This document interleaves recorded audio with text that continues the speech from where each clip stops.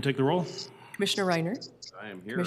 Commissioner Schulte. Here. Commissioner Look. Here. Commissioner Gamache. Commissioner Jepson. Here. Commissioner Meisner. Here. Okay, one of our commissioners is traveling and Skyping in, so we trust, there she is. I trust that we won't have any technical difficulties on that. We will move on to item 4, which is consider accepting the regular claims paid over $500 and purchase card claims paid for the periods ending January 27th and February 10th. So moved. Motion by Commissioner Schulte, Second. second by Commissioner Jepson. Any discussion? Seeing none, roll call vote. Commissioner Reiner. Aye. Commissioner Schulte. Aye. Commissioner Look. Aye. Commissioner Gamache. Aye. Commissioner Jepson. Aye. Commissioner Meisner. Aye. And that motion passes unanimously. On to item 5, which is approval of minutes for January 24, 2023. So moved. Second. Moved by Commissioner Reinert, second by Commissioner Schulte. Are there any additions, subtractions, or changes? Hearing none, roll call vote. Commissioner Schulte. Aye. Commissioner Look. Aye. Commissioner Gamache. Aye. Commissioner Jepson. Aye. Commissioner Meisner. Aye. Commissioner Reiner. Aye. And those meeting minutes are approved and voted for and adopted unanimously. On to item 6 was the chair's remarks. No chair's remarks necessarily, just to say I want to thank our public service people, our transportation department for their hard work during our snow event. I know that we got quite a bit out there. I unfortunately was not here to witness that, but I know that hearing reports, it was a significant amount. So we want to thank them for their hard work. And Jerry, please pass that on to your team as well. Okay, item 7, we'll move into committee reports. And the first committee is the Management Committee. And the Management Committee is, as you'll see there, it's all for informational items, talking about restructuring for administration and parks and employment agreements for Bethany Fountain Lindbergh. So, but then what we'll do is we'll move to the additional county board agenda, which is to consider approving the following as recommended by the Management Committee. There are 3 new positions for finance and central services, 1 associate administrative assistant, 1 accountant, grade 32, and 1 supervisor for finance operations, grade 36.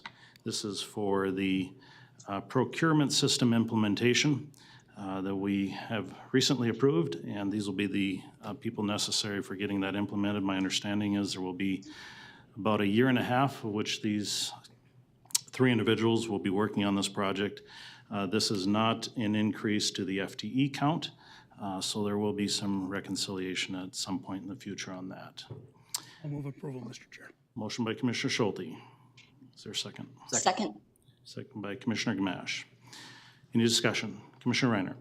Yeah, I do believe that it is an increase in the FTE count, but there are vacant positions that are going to be used to offset these additional positions. I will be voting no on this today because I don't oppose the work that they're going to be doing. It's needed.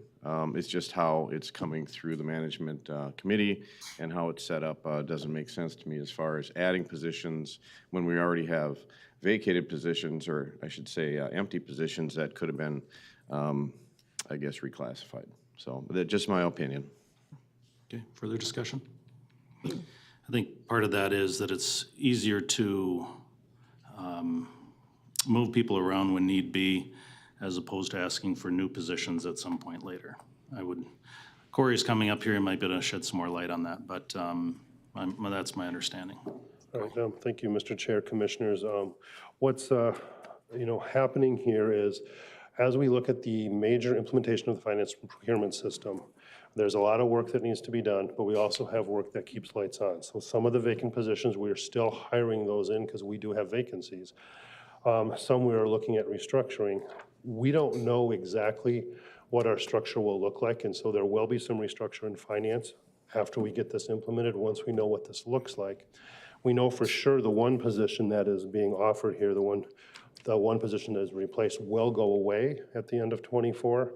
And the other positions we're going to be looking at and see what by attrition may occur. We just don't have a lens on that until we know what our processes look like, how the system will look. And that's a year in the year and a half in the making as we go through this process. And there's a lot of work, and there's still lights on that has to be done with work behind the scenes, because we still got to keep doing our normal processes as well. So, thank you. Corey, is this budget neutral? For '23, this is budget neutral, because the position that we have budgeted for the year, we will not be hiring these until probably be May, June before they get on board. So we will be budget neutral for this year without even using any vacancy savings. Okay, Commissioner Reiner? Yeah, just a couple of comments on that. You know, we have vacant positions, and you said we were going to continue to be hiring those. This $200,000 plus that is now being added to the budget, actually, would not be then budget neutral if you fill all those positions. Commissioner Reinhardt, Commissioners, for '23, we will still come in budget neutral due to the timing. As with any adding of budgets, there's always tails that will happen for next year. So if we were fully budgeted next year, yes, there would be, the increase would be approximately $124,000 if you ran the difference between what we're giving up and what we're adding at this point. So. Okay, Commissioner Meisner? Thank you, Mr. Chair. And I'm just going to pretty much repeat the comments I made in the management committee meeting. First of all, I appreciate Commissioner Reiner's questioning, because in the finance meeting, I had the same basic questions about how is this working? Is this truly budget neutral? So my understanding is that it is, because the intention is not to actually fill those vacancies. Now, is it possible? It's possible, and then we'll deal with that. But my understanding is that's not the intention at this point. And then two, in terms of our guideline or our direction as the board, in which that we only ask once a year for new positions, I think that is a very good guideline to keep budgetary expectations in check. But again, a lot can change in a year, and we do have to have some flexibility because things change, and we have to support our staff who are doing the work. I did actually have a question though for Corey. I just wanted to make sure that I understood with these vacancies. Either one of two things are going to happen. Either we will be updated that the vacant positions are going to be eliminated, or if you are finding that some or all of those positions actually have to be filled, then you will be coming back and asking for a budgetary ask. So that's my question for Corey. Corey? Commissioner Meisner, Mr. Chair, Commissioners, currently with the way this is set up, there is the vacant positions in finance that are current right now are not part of this plan. They will still move to be filled if they are needed, and we do have an accountant vacancy we are definitely going to fill. But what's happening is, as we look at a restructure with a new finance procurement system coming in, we will look at that down the road over the next 2 years, but we need this to come in order to move staff so that they can be part of the procurement, part of the finance and procurement system implementation, so that we can have the resources to actually do the work. This will be budget neutral in '23. There is a tail, but any new positions we add will have tails. That is common, anything that we do. And we will look at what that structure is as we go forward, and there will be some attrition that will probably occur in finance out into '24, '25. So it's not going to happen until this thing goes live. So it'll be '25 before we have any idea of what this might look like. And there's going to be changes, because as work changes, we're going to see changes across the county. We're going to see changes within finance and central services that will shift work and will shift how we deal with positions. And so through attrition, there will be opportunity for us to take a look at that. So we just don't know everything at this time. Commissioner Reiner? Just final comment, you know, we do have informal policy about not adding positions throughout the year that are new, and there are 3 here. And so, again, I just didn't like how this was coming through. We do have open positions we could have reclassified. And to your point, I guess, about possible tails and more cost in the future, you know, we've been talking about the implementation of this system having great efficiency and in the area of workforce. So I'm hoping that that's not the case. Okay, further discussion? Seeing none, roll call vote. Commissioner Look, Aye. Commissioner Gamache, Aye. Commissioner Jepson. Commissioner Meisner, Aye. Commissioner Reinert, Nay. Commissioner Schulte. And that passes with one in opposition. Okay, and that concludes the Management Committee report. We'll move on. Yes, Commissioner Meisner? I'm sorry. Thank you, Mr. Chair. Just for transparency's sake, I did just want to bring to the public's attention that we are, as a board, going to be discussing in a work session the inclement weather policy. And so I just wanted to make a statement about that. Thank you. Okay, thank you for that. We'll move on to the Transportation Committee report, in which we have quite a few here, so bear with us as we work through these. First action item is the committee recommends approval of Resolution 2023-TR05, a resolution authorizing the preparation of highway right-of-way plat for project SP 002-614-049, the installation of a roundabout at the intersection of CASA 14th, 125th Avenue Northeast and Main Street, and County Road 53, Sunset Avenue in the cities of Blaine and Lino Lakes. Jerry. Chair, members of the commission, thanks for being here. Great opportunity to talk about our program and what's going on here recently in transportation and highway. This project actually is a project where we are authorizing the plat, and item 1 and 2 of the Transportation Committee are tied together. But it's part of our platting so we can purchase right-of-way for the project. The project is a roundabout at the intersection of Sunset, which is a county road, County Road 53, and also on Main Street or CASA 14, both in the cities of Blaine and Lino Lakes. So we did hold a public meeting, and we're at a point right now where we have gotten the thumbs up from the committee or the community, and I think we're ready to move forward with right-of-way negotiations. Okay, is there an offer of the resolution?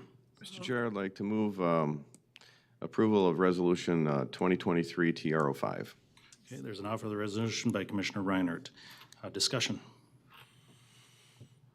Seeing none, roll call vote. Commissioner Gamache, Aye. Commissioner Jepson. Commissioner Meisner, Aye. Commissioner Reinert, Aye. Commissioner Schulte. Commissioner Look. Aye.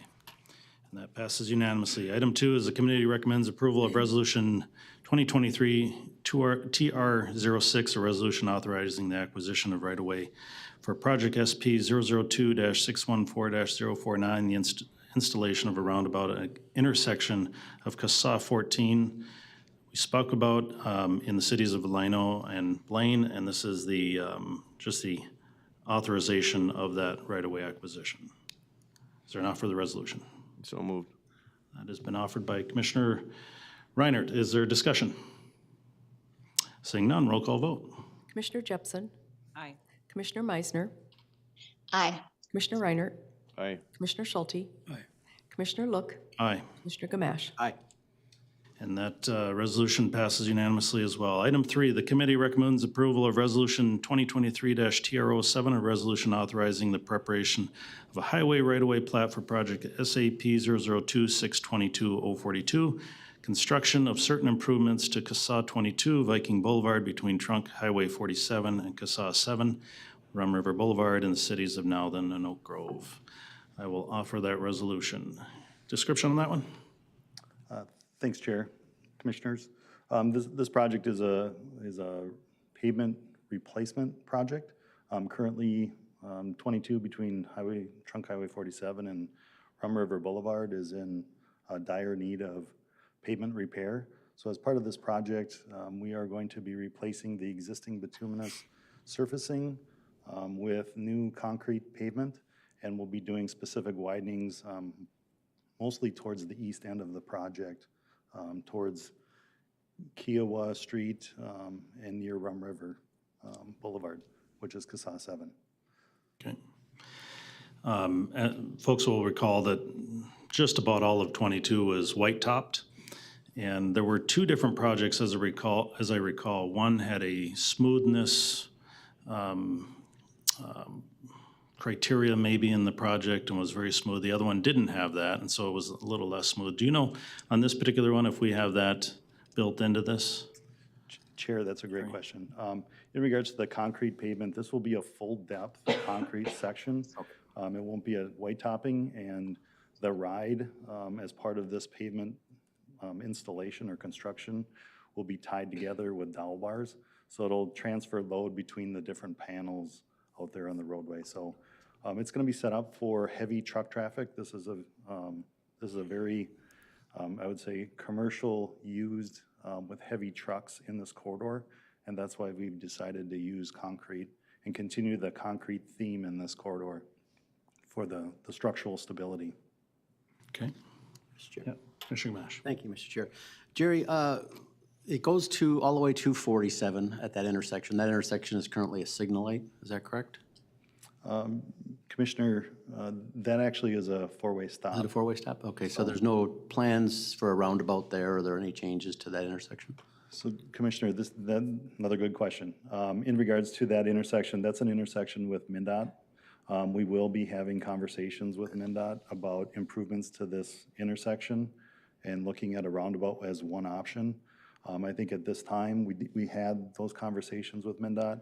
They were not interested at this time, nor did they have the funding for this intersection. So unfortunately, it didn't work out with the project on 22. But we're hopeful here in the very near future, we can do an intersection project such as a roundabout or improvements in that intersection as a joint project with MnDOT. Thank you. Yeah. Further discussion? Seeing none, roll call vote. Commissioner Meisner, Aye. Commissioner Reinert, Aye. Commissioner Schulte, Commissioner Look, Aye. Commissioner Gamache, Aye. Commissioner Jepson. And that motion passes unanimously. The item 4 is the acquisition of right-of-way for the same project on the, for Resolution 2023-TR08 on that same stretch of road. Is there a offer of the resolution? I will offer it in my district. Discussion. Okay, roll call vote. Commissioner Reinert, Aye. Commissioner Schulte, Commissioner Look, Aye. Commissioner Gamache, Aye. Commissioner Jepson. Commissioner Meisner. Aye. And that motion passes unanimously. For item 4.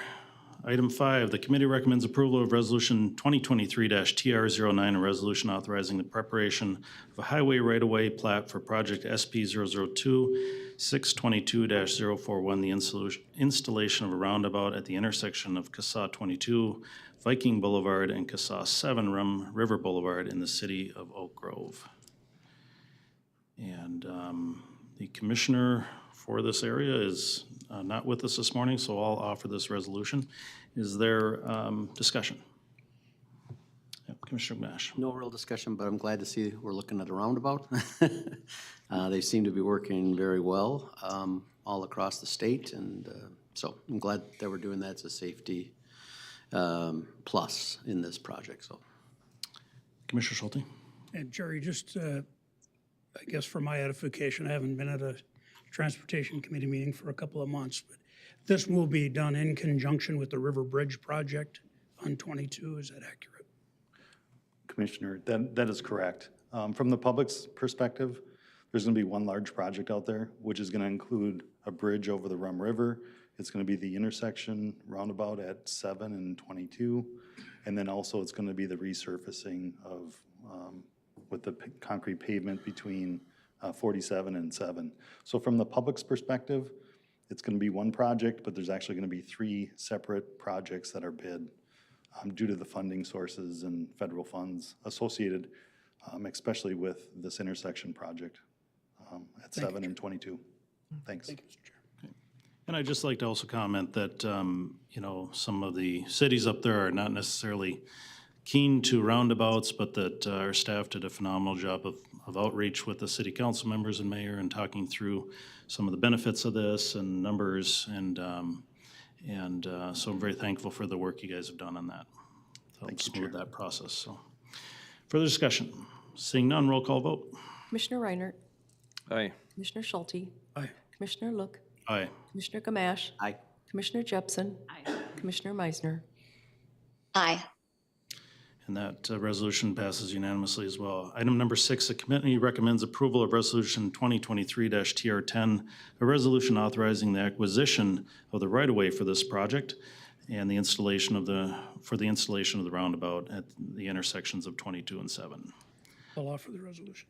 The resolution's been offered by Commissioner Schulte. Discussion?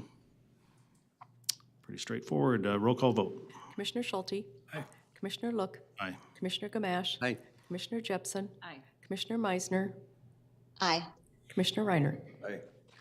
And that resolution passes unanimously as well. Item 7, the committee recommends approval of Resolution 2023-TR11, a resolution authorizing termination of roadway easement on property located at 2 South Pine Drive, PID number 25-31-23-13-0083, and 4th South Pine Drive, PID number 25-31-23-13-0082 in the city of Circle Pines. Is there an offer of this resolution? Mr. Chair, I would move adoption of resolution number 2023 TR11. Resolution's been offered by Commissioner Reiner. Discussion? Jerry, you got a quick little rundown on this one again? Sure. Chair, members of the commission, this property actually was a tax forfeited property back in 1979. And as this property was acquired by the county, and as part of that, through the tax forfeit process, so there was no fee to get this property. There was a easement that was dedicated on this property for highway road purposes, and that easement was not utilized by neither the city nor the county. There was no fee that we paid as the organization, or for the agency for that easement, so we dedicated that easement. Unfortunately, that easement is under a building. So there's a building or improvements that have been made on that property, and the property owner had noticed that, and they're looking at selling that property, and to get clear title, vacation or removal of that easement is required. Okay. Discussion? Seeing none, roll call vote. Commissioner Look. Aye. Commissioner Gamache. Aye. Commissioner Jepson. Aye. Commissioner Meisner. Aye. Commissioner Reiner. Aye. Commissioner Schulte. Aye.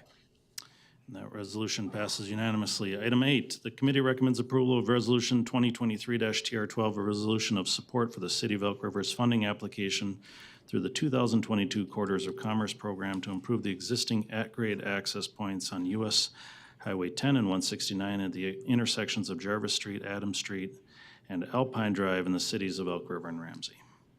I will offer this resolution. And this is continued work. Obviously, on Highway 10, we have, with the removal of lights on Highway 10, we're gonna have a constant flow of traffic with no brakes that will create some difficulty for those that are trying to exit at Alpine Drive or Jarvis Street. Jarvis Street has large truck traffic, and we're in conversation with MnDOT on this, that could pose a problem in the future. So this is, Quarters of Commerce is a allotment of money by the legislature to the tune of $100 million for Metro and $100 for outstate. This is on the border of outstate, so we are very supportive of their application to this project. If there's further discussion. Yes, Commissioner Schulte. Mr. Chair, I'm going to support this, but I'm very concerned that MnDOT's original standpoint here was we needed more stoplights. And I'm hoping that's not where they're going with this. I'm hoping they're going to work closely with Elk River, Sherburne County, and Anoka County to make sure that we further public safety and traffic movement without adding stoplights, that we just spent millions of dollars removing them through the city of Anoka and Ramsey. I hope they see the light, and I hope they come around. I saw some preliminary plans which looked really quite good. I just know those preliminary plans are expensive.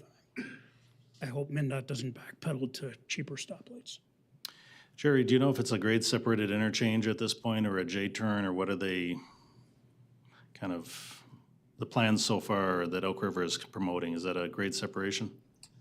Chair, that's correct. Okay. I think we're supportive of that. I think on a J-turn, for a heavy truck to, utilize a J-turn and come into the oncoming traffic of eastbound Highway 10 fast lane may not be the best scenario. So hopefully they'll be successful in this grant application. We can build what needs to be built there for a long-term solution. So, any further discussion? Seeing none, roll call vote. Commissioner Gamache. Aye. Commissioner Jepson. Aye. Commissioner Meisner. Aye. Commissioner Reinert. Aye. Commissioner Schulte.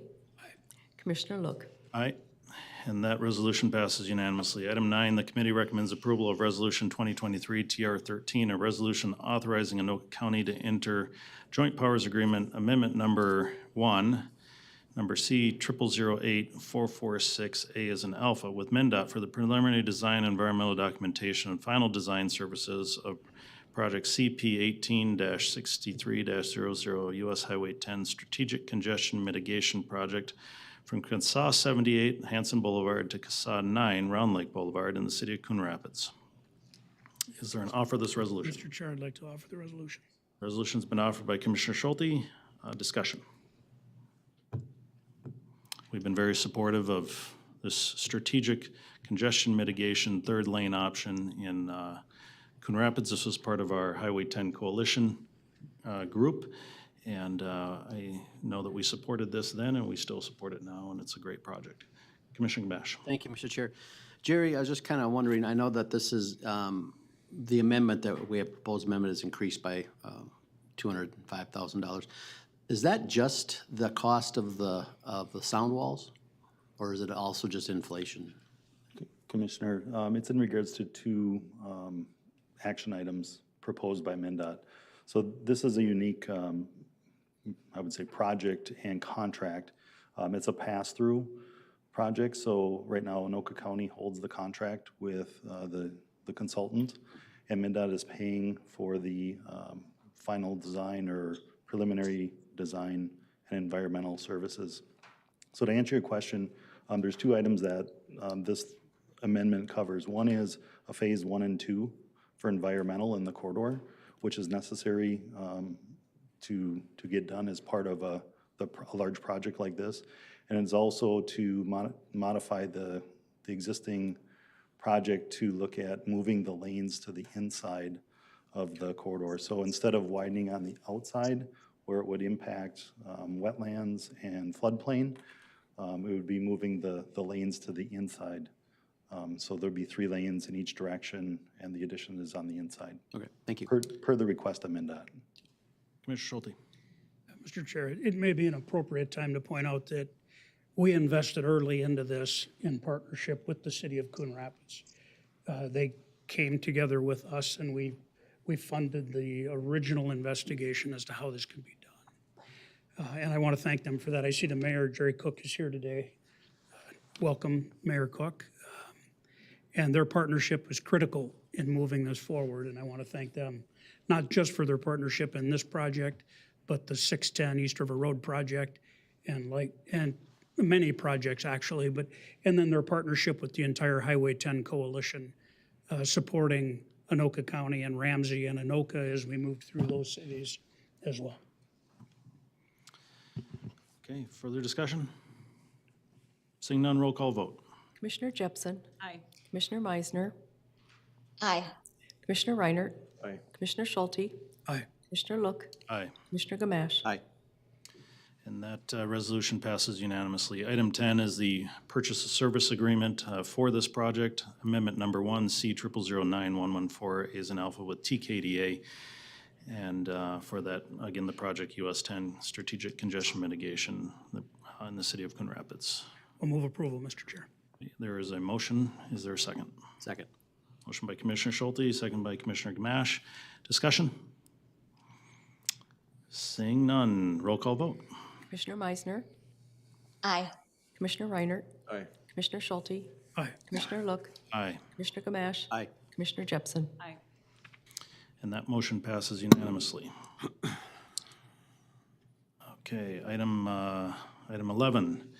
The committee recommends approval to enter into agreement C 00097771 with Great River Energy for utility relocation on projects SP 00265601 and SP 002657003, the construction of grade-separated interchanges and associated rail crossings at CASA 56 Ramsey Boulevard and CASA 57 Sunfish Lake Boulevard at US Highway 10 169, along with frontage road, backage road, and other associated corridor improvements along that corridor in the city of Ramsey.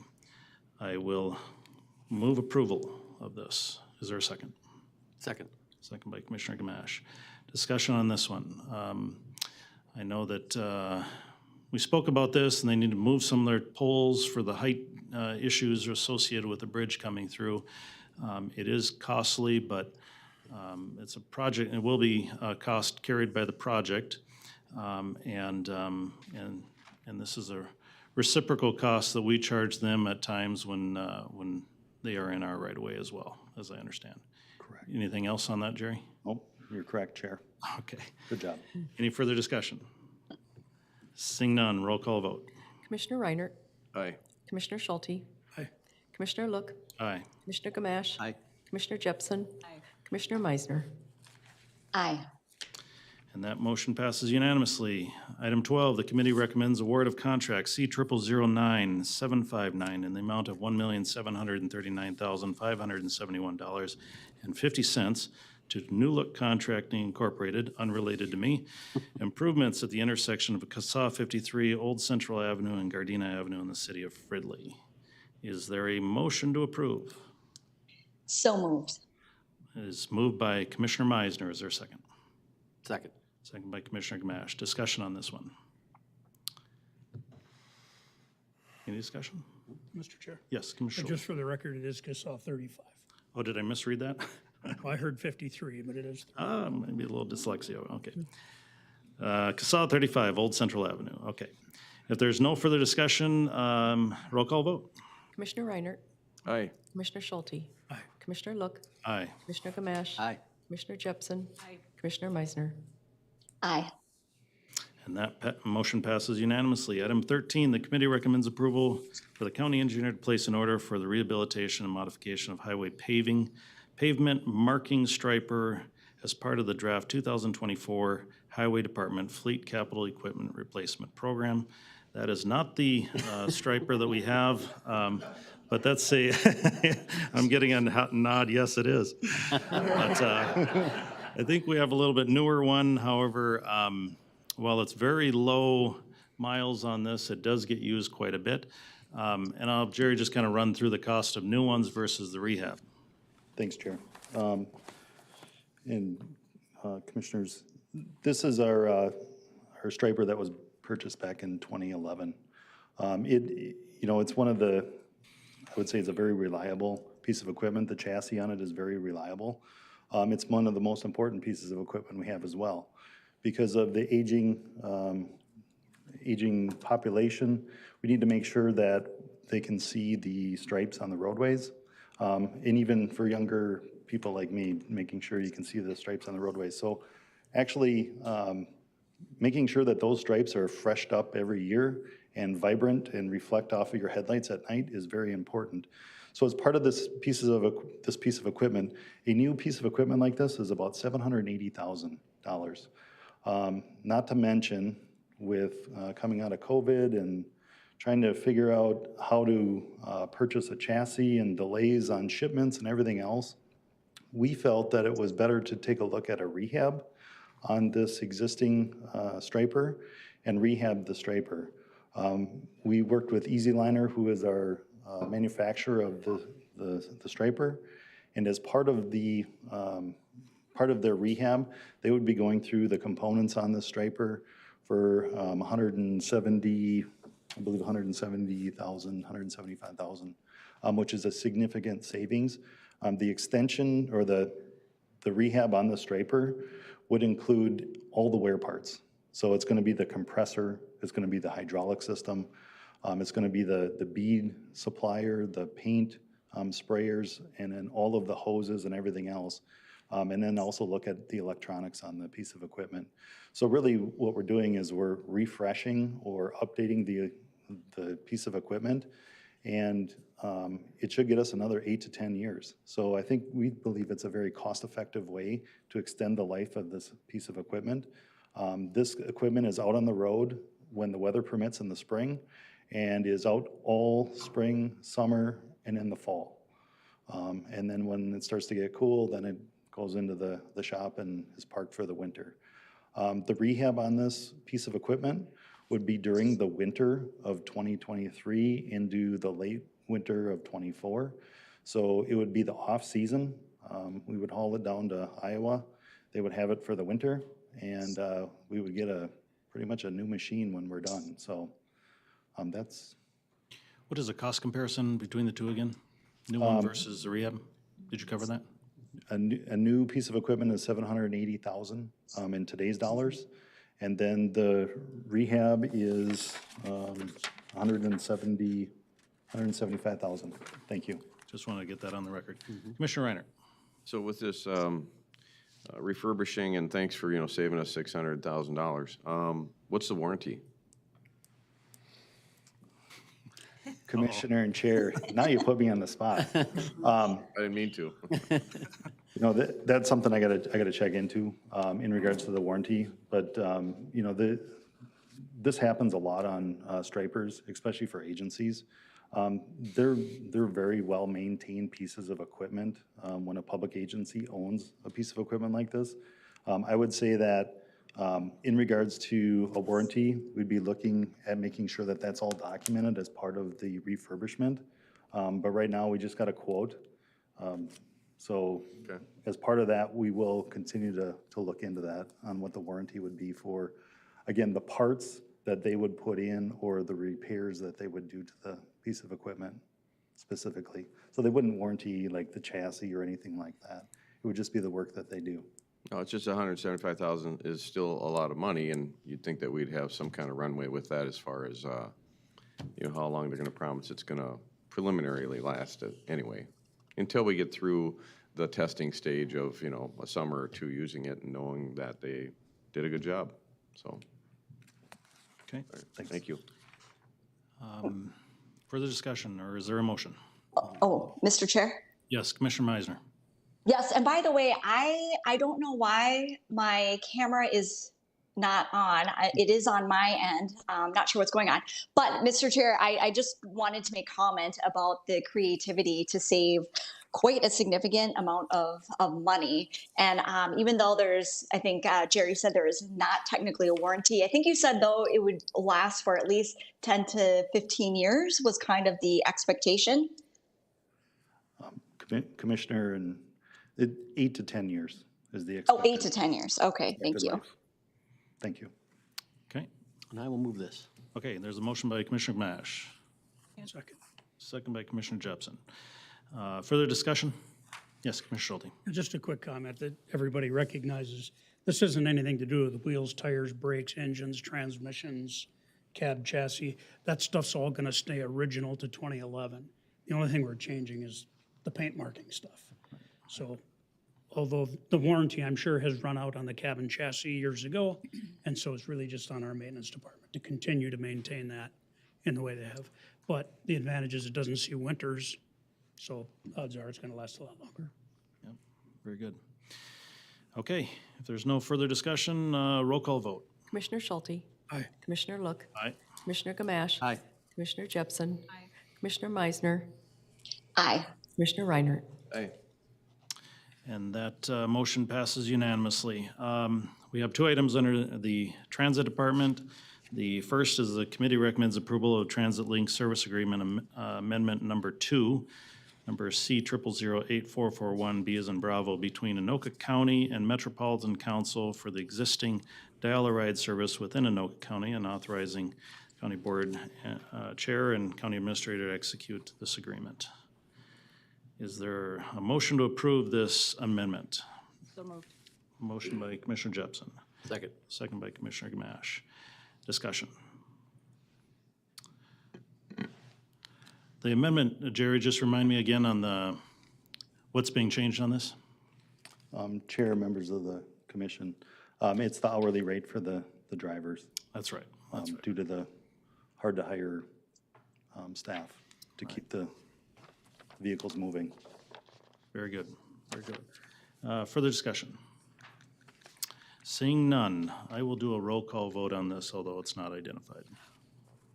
Commissioner Look, Aye. Commissioner Gamache, Aye. Commissioner Jepson, Aye. Commissioner Meisner, Aye. Commissioner Reinert, Aye. Commissioner Schulte. And that passes unanimously. And just for the public to know, generally, we don't do this many roll call votes, but because the commissioner is off-site, according to Minnesota state law, we need to do roll call votes, and so that's why we're going through these on a roll call vote. We'll have one more coming up here in the transit. It's the committee recommends approval of Transit Link Service Agreement Amendment Number 2 between Anoka County and Transit Team Incorporated for the existing dial-a-ride service within Anoka County. This is with the provider. Is there a motion to approve? So moved. Second? Moved by Commissioner Jepson, second by Commissioner Gamache. Discussion? Seeing none, roll call vote. Commissioner Gamache, Aye. Commissioner Jepson, Aye. Commissioner Meisner, Aye. Commissioner Reinert, Aye. Commissioner Schulte, Commissioner Look. Aye. And that motion passes unanimously. And the rest is for informational purposes. We will move on to the Finance Committee, which normally also I will, just for transparency, the Transportation Committee is chaired by Commissioner Brassad, who's not here this morning, so I'm covering for her in that. I do chair the Finance Committee, and so we'll jump right into that. We have 4 action items. The first is the Chair recommends the County Board approve contract C0009766 with Parcos Construction Company out of West St. Paul, Minnesota for the completion of the Blaine Human Services Job and Training Center and economic assistance for an amount not to exceed $973,900. This is, the funding on this is through the ARPA dollars. So moved, Mr. Chair. Okay, there's a motion by Commissioner Schulte, Second. second by Commissioner Jepson. Discussion on this? Seeing none, roll call vote. Commissioner Jepson, Aye. Commissioner Meisner, Aye. Commissioner Reinert, Aye. Commissioner Schulte, Aye. Commissioner Look, Aye. Commissioner Gamache. Aye. And the contract was approved unanimously. Item 2 is the chair, myself recommends the county board approve contract C0009779 with Morcon Construction for the Lino Lakes, Anoka County Secure Facility Detention Window Replacement for an amount not to exceed $264,067. You'll see the attached worksheet there. And the funding on this is coming from the Corrections Building Fund. Replacing windows, of course, has it's going to increase security and increase efficiency on the facility as well. Is there a motion to approve? Mr. Chair, I'd like to move approval of contract number C0009779 with Morcon Construction. The contract is a motion by Commissioner Reinert. Is there a second? Second? Second by Commissioner Gamache. Discussion? Seeing none, roll call vote. Commissioner Meisner, Aye.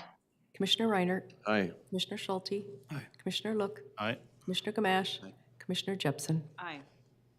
And that motion passes unanimously as well. Item 3, I recommend the county board approve voiding contract C0009535 with Miller Electrical out of South St. Paul for the emergency communications and radio shop electrical work in the amount of $2.4 million. As part of the bidding process, they were not able to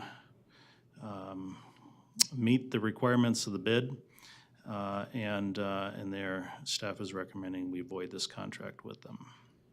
Mr. Chair, I move to void the contract. Motion by Commissioner Schulte, I'll second. second by Commissioner Jepson. You can see on there the amount and kind of some of the reasons why this is being voided. Any further discussion? Seeing none, roll call vote. Commissioner Reinert, Aye. Commissioner Schulte, Aye. Commissioner Look, Aye. Commissioner Gamache, Aye. Commissioner Jepson, Aye. Commissioner Meisner. Aye.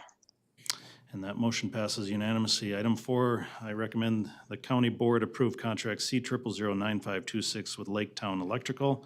In response to that voided contract, this is a replacement contract for the emergency communications and radio shop electrical work for an amount not to exceed $2,780,000.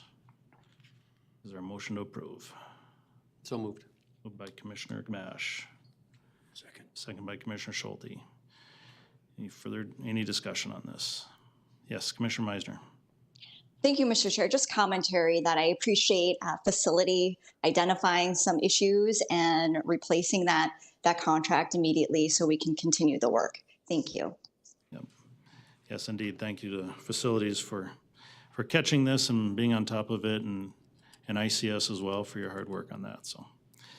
There's a motion, a second. Any further discussion? Seeing none, roll call vote. Commissioner Reinert, Aye. Commissioner Schulte, Aye. Commissioner Look, Aye. Commissioner Gamache. Aye. Commissioner Jepson, Aye. Commissioner Meisner. Aye. And that motion passes unanimously, and that concludes the finance report. We will move to Human Services report, and Commissioner Reinert. Thank you, Mr. Chair. My committee met on February 21st, and there was no public comment. We do have a few items for you this morning. First one is one item on economic assistance under consent, and I'll move that. Okay, there is a motion. Is there a second? Second. A second by, well, motion by Commissioner Reinert, second by Commissioner Jepson. Discussion on this? Seeing none, roll call vote. Commissioner Schulte, Aye. Commissioner Look, Aye. Commissioner Gamache. Aye. Commissioner Jepson, Aye. Commissioner Meisner, Oh, she just, Commissioner Meisner, she just, She really did disappear. Commissioner Reinert.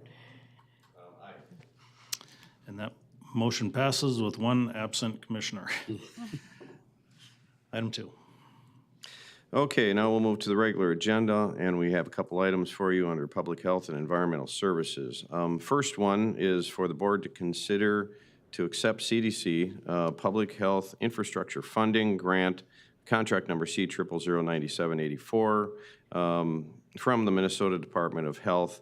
And these dollars, basically, they came from the federal government, about $42.9 million. Anoka County is receiving $904,000, and this is for, workforce, I guess, sustaining our workforce and retaining, training, and strengthening our workforce. Okay, is there a motion to approve? so moved. Moved by Commissioner Jepson. Is there a second? Second? Second by Commissioner Gamache. Discussion? Seeing none, roll call vote. Commissioner Look, Aye. Commissioner Gamache. Aye. Commissioner Jepson, Aye. Commissioner Meisner, Aye. Commissioner Reinert, Aye. Commissioner Schulte. Okay, next on the regular agenda, under Public Health and Environmental Services, is an item for the board to consider to enter into contract number C0009782, and this is with OTI Inc. for operation of county-owned and operated compost sites in the amount of $78,000 a year.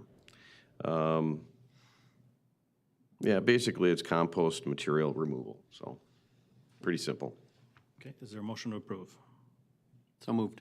Moved by Commissioner Gamache. Second. Second by Commissioner Meisner, thank you. Any discussion on this? I know that we've worked with OTI now for a few years. They run a pretty tight ship over there, and we're making some changes. I believe one of the significant changes is that the public will be able to drop off trees 6 inches and less in diameter, and the county will cover that cost where they were charged in the past. Anything larger, then there will be a cost associated with that. As folks know, we continually have more and more requirements by the legislature to meet these goals, composting goals. And so this is part of that effort to give them more responsibility in contract form to help us meet those goals. And while some of those goals, I will say, might be unattainable, we certainly have to give good effort here in trying to get there, so. Commissioner Reinert. I would just also add, we've been working with OTI since 2016. They've been a good provider for us, good service provider, and as our needs grow in this area too, it really does start to eliminate some of the other people that can do this service because of the amount of work that is done, and this is a user that can handle the amount of volume that we have. Okay. I believe we have a motion and a second on this. Any further discussion? Seeing none, roll call vote. Commissioner Gamache. Aye. Commissioner Jepson, Aye. Commissioner Meisner, Aye. Commissioner Reinert, Aye. Commissioner Schulte, Commissioner Look. Aye, and that motion passes unanimously. Okay, next we're going to move to behavioral health, and there's one item for consideration under that area. So we've got recommending the board enter into contract number C0009542 with Canvas Health for mobile mental health crisis response services. And, this is telephone triage, mobile crisis assessment, crisis intervention, crisis stabilization services. Great company to work with. It's, helping our officers out there in the field, day and night when there's some domestic issues. Okay, is there a motion to approve? So moved. So moved. Okay, so motion by Commissioner Jepson, second by Commissioner Meisner. Discussion. Seeing none, roll call vote. Commissioner Jepson, Aye. Commissioner Meisner, Aye. Commissioner Reinert, Aye. Commissioner Schulte, Aye. Commissioner Look, Aye. Commissioner Gamache. Aye. The motion passes unanimously. Yeah, and the rest is informational, but there is one thing I'd like to bring some attention to, and that is our fraud prevention group that works with, fraud that sometimes takes place in our human services area. It's a smaller group. It's 3 people. They were at our meeting, Jody, Nick, and Aaron, and they work in conjunction with the sheriff's office. They do a fantastic job. And it should be noted that, they do recover over $2 million a year. We do a more aggressive job in this area than other counties. Some counties don't spend much time on it. We do. And I just wanted to make mention of the good work that they're doing. Okay. Commissioner Meisner? Thank you, Mr. Chair. I apologize. I believe I missed the consent agenda vote, and I don't know if it matters that I need to go back. I just wanted to double check about that. And then thank you, Commissioner Reinert, for talking about our fraud prevention department. I think there's more than 3 people. I think the folks that you listed are the leaders in that area, but I just wanted to make sure that people knew there is a healthy department there dedicated to that work. And then the consent agenda vote. Is that just Commissioner like Meisner, that passed without Okay. your vote, but if you would like to voice your vote, that'd be fine too. I would like to voice my support of the consent agenda for human services. Thank you. Okay, we can add that to the record. Okay, and that concludes the Human Services Committee report. We'll move on to Intergovernmental and Community Relations. Commissioner Reinert. All right, thank you, Mr. Chair. Our committee met on February 21st, and there was no public comment. We've got a couple of items in front of you today for consideration under action, and number 1 would be the committee recommends the county board amend the 2023 Anoka County Legislative Platform to include supporting with the Joint Law Enforcement Council, JLEC, a continuation of the public safety levy for countywide public safety capital projects. The committee agreed with 2 conditions for that support, which have already been addressed in the proposed legislation and the JLEC rules and procedure. So those 2 items that I just referenced are that any levy be excluded from the general county levy, and so everybody's in agreement on that. And everyone is also in agreement on the fact that anything advanced to the county board for a final vote would have to be a supermajority vote of JLEC, so 66.6% of the members. And I believe that we figured out there's probably 27 members.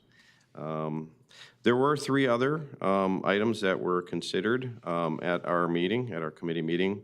One was that it not be continued legislation, but that it be new law or legislation that would be dropped. But that really didn't make sense because the bill is already dropped and going, through committee downtown, and so that doesn't make sense.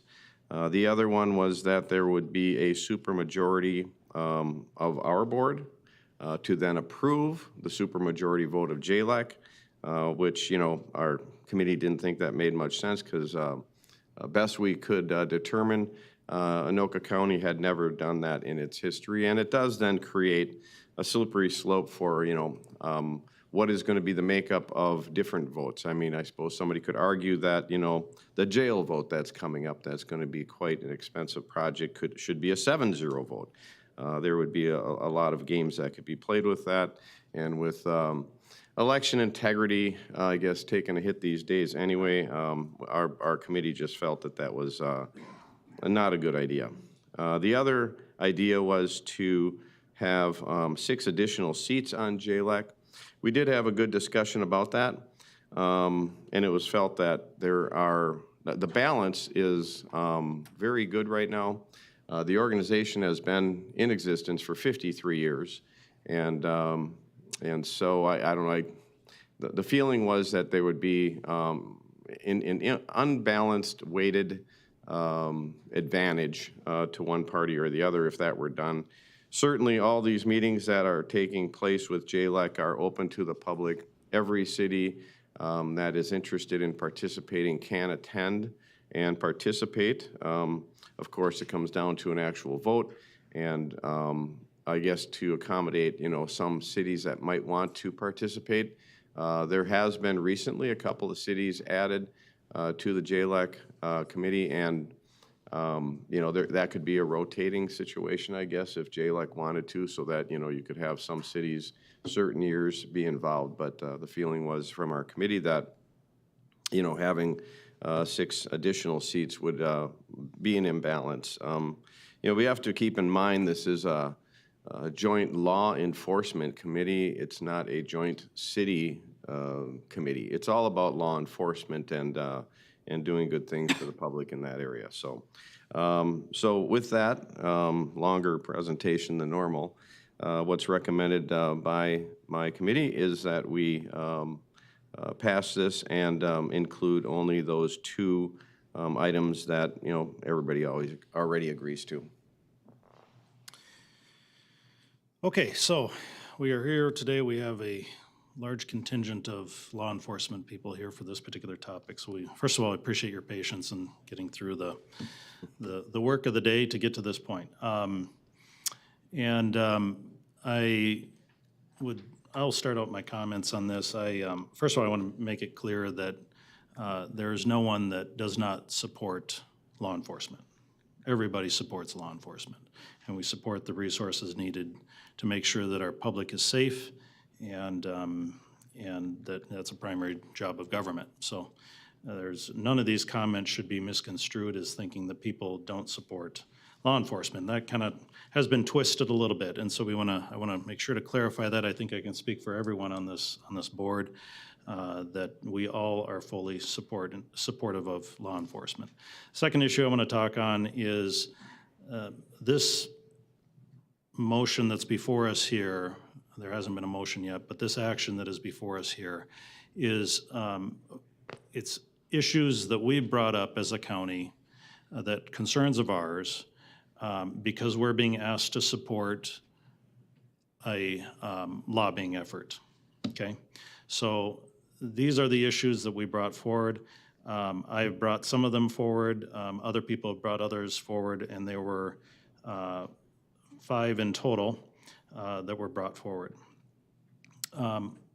Some of the reasons why this was brought forward. Well, first of all, let me say that this is somewhat of an exercise in futility. And what I mean by that is we've been told that joint law is going to lobby regardless of support from the county. And as has been indicated, the bill has been dropped and everything has been moving forward regardless of this discussion that we're having here today. Okay, so the county is not controlling this. The issue that's on the table here today is whether or not we support the current form of the bill that's already been dropped. And so that kind of gets me into my comments, which is we've had a very good JLEC for 53 years. For the first time now, as I can determine, we have projects that are coming forward that not all communities are supportive of. That is different from what has happened in the past. In the past, we've had projects that everyone supported. And so there seems to be a little bit of a change now to projects that some communities support and some communities don't support. And that seems to be new and different than what's happened in the past. And because of that, we have communities that have contracts with the Sheriff's Department. We have 8 contracts in total. And only 2 of those communities in the 8 are able to have a vote at this table. only 2 of the 8. That's the way it was structured initially. One of the requests that I had was that all 8 communities would have a seat at that table for voting on these projects. And why is that important to me? There's 2 reasons. One is a taxation without representation. These people have a contract with the sheriff, but they do not have a vote on, a direct vote on what the projects are that they will be subject to in terms of paying. If they were to, this is an if-then statement, if they were to set up a police department tomorrow, if the city of Nowthen, which is currently contracted with the sheriff department, sets up a city police department tomorrow, they would have a seat at this table and a vote, is my understanding. If all 8 decided to let go of the sheriff contract and put together their own police department, they would have a seat at this table. But only 2 of those 8 do now. And so one of my requests, which I think is very reasonable, was that 6 additional seats be added. Now, you say, well, that might create an imbalance. It shouldn't, because if you have an off number of votes today and you add 6 even votes, you still have an off number of votes tomorrow. And what that means is that, there's a deciding vote in the process if you have an uneven number of votes, and that would not change that. So that is important for me to have that. The other thing is that really is concerning for me is the fact that we stood before the legislature back when this was lobbied for, and we said that this would expire, this would sunset. And the way it's currently drafted, my understanding is that that the discussion was to have it written in a way such that it would be new legislation, but then at the time, Attorney Palumbo wrote it as an extension to the existing contract, or to the existing law. I have a fundamental problem with that, because people say, well, the legislators aren't, a lot of them aren't there anymore, and none of them will remember. I'm not talking, the legislators should not be the people we're concerned with. The people we should be concerned with are the staff, who have memories like elephants down there. And every single legislature, whether you're a veteran, whether you're new, goes to the staff and asks for the background and everything that they seek to have information on.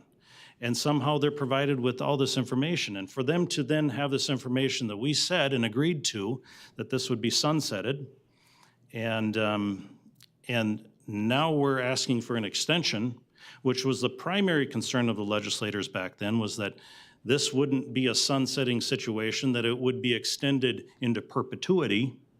And we assured them, no, it'll sunset. And that's part of the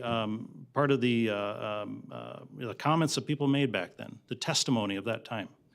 My simple request was that we let that one sunset and we start a new bill. Very easy to do, very easy to draft. And at that point, we have a strong position of saying, we agreed to a sunset, it is sunsetting, this is a new bill, and this is a reason for the new bill. Straightforward, clean cut, and that can't be agreed to. Obviously, it wasn't agreed to. So the 2 that are in there, the excluding it from the county's certified levy, by the way, for clarification, and the need for a supermajority. I had suggested also we have a supermajority on this board. I'm okay in compromising on that. I think that anytime we levy the public, it's important that it doesn't pass with simple majorities. Generally doesn't on this board.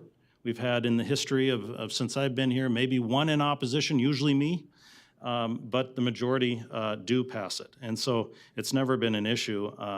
But depending on the size and the scope of what these projects might be, I think that's important. So those are, in terms of a new legislation, in terms of 6 additional seats, those are requirements for me to support this. If that's not going to be part of what's contingent of this board to approve, I will be in opposition of it.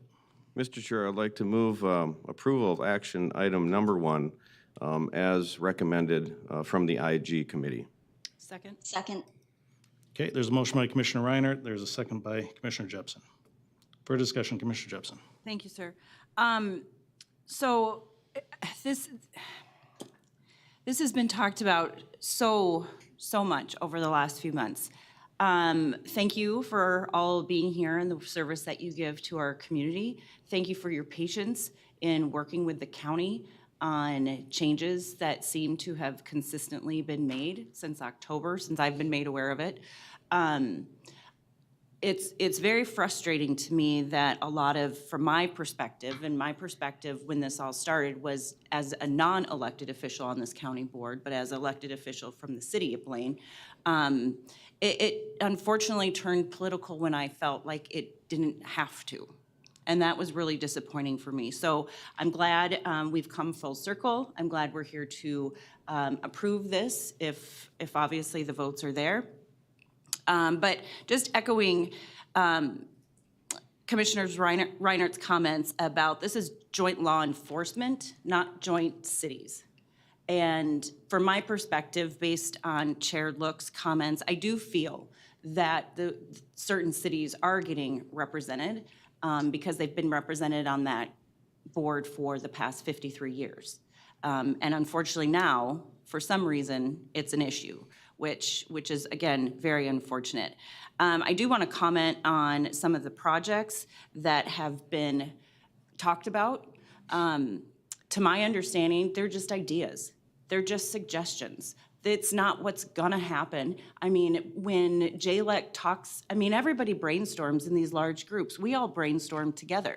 Doesn't mean that's the solution, that's the answer that's gonna happen. I mean, they have their own approval process, they have their own vetting process, and specific projects at this point in the phase of approval, they're just that, ideas. And again, to Commissioner Reiner's point, if someone has concerns about those projects, which we've already heard, and very loud concerns, very valid concerns, they need to voice them, and they have. And I'm sure those who sit right now on JLEC will voice those concerns when given the opportunity. You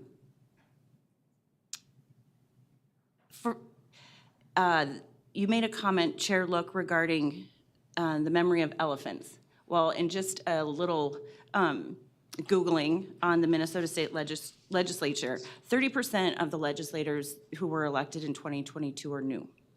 So the turnover from the legislator over these last 10 years, I think, is pretty significant. I don't know what the original legislation, what was promised, what was talked about, but I don't think we can make decisions now that were given 10 years ago based on an understanding that others might be concerned about. So I just wanted to make those comments. And finally, if this was about cities, if this was about taxation without representation, all of the comments wouldn't just be about the 8 cities, or the 8 cities, excuse me, that are contracted with the Sheriff's Department. It would have also, if it was genuinely about cities, it would also include the cities of Centennial Lakes Police Department, as well as the Township of Hilltop. So again, this is about law enforcement, not the cities, and those are my comments. Thank you, sir. Yes, Commissioner Schulte.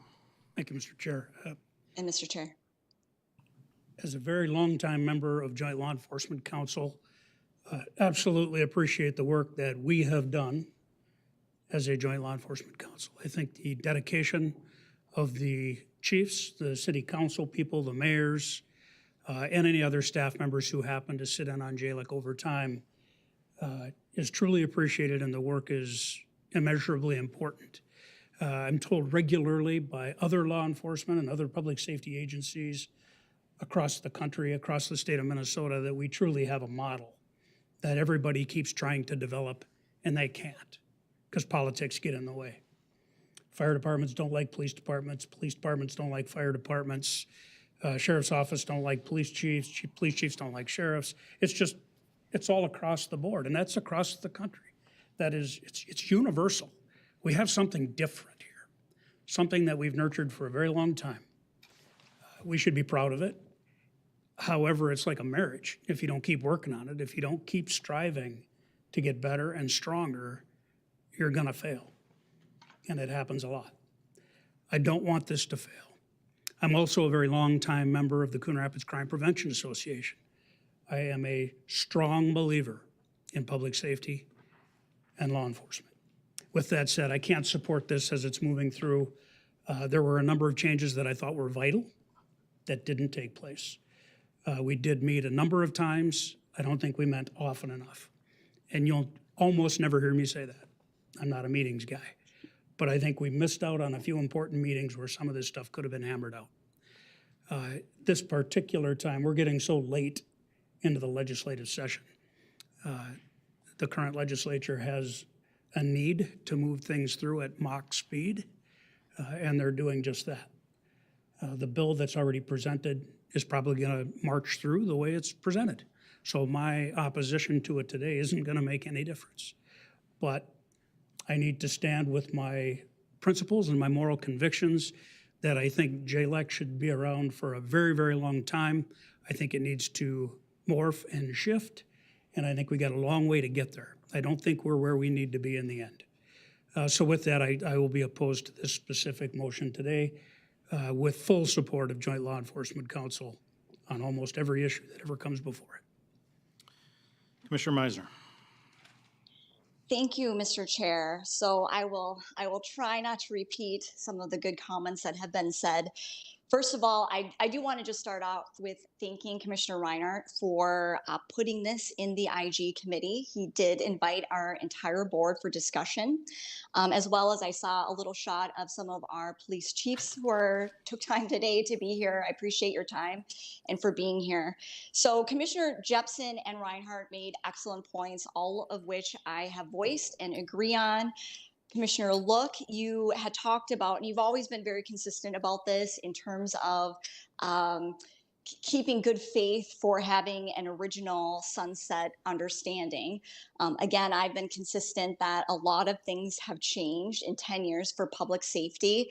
And then my argument at this point, because you did state even today, you don't have a problem per se with the public safety levy, you just wanted a new bill. That's just not pragmatic. You know how this works with the legislature. If it's already there and it's simply an extension, that is going to be the most efficient and best way to keep this intact versus risking it and starting all over again. So it's just simply not pragmatic. And then Commissioner Jepsen made some really good points. In terms of projects, these are ideas. This is JLEC's job, is to vet those out and to discuss those and come to an agreement. I firmly believe the county board is a partner in this, but we are not part of management about JLEC. That is for the chiefs to discuss and for us to support. Now, if we come to a project, let's say that we just seems unreasonable, of course, then is the time for us to make our argument and not vote for that. But I will be supporting this as is with the two criteria that most of us are in agreement on. And thank you. Commissioner Reiner. Yeah, just a couple final comments. It's been mentioned that some cities oppose, but there has been attempts by some to undermine this process, and there's been misinformation that has been passed along to those cities. I've been hearing back comments like JLEC's just like the Met Council. Well, that's pretty ridiculous because the Met Council doesn't have one elected official on it. I think the reference there was trying to say that this group goes and just spends money that whenever they want and on whatever they want and has no accountability. I guess that's the way that I would take that undermining comment. The other thing is, it's been said out there that, this is a vote on a levy and there's going to be money spent and everything. This is not a vote on a levy. There is no levy that is being considered. In fact, the new makeup of how things would happen is that JLEC would get together. They would identify a project or something that they would want to do. They would discuss it, and then it would have to pass by a supermajority, 66.6% of its membership, to even come to the county for consideration.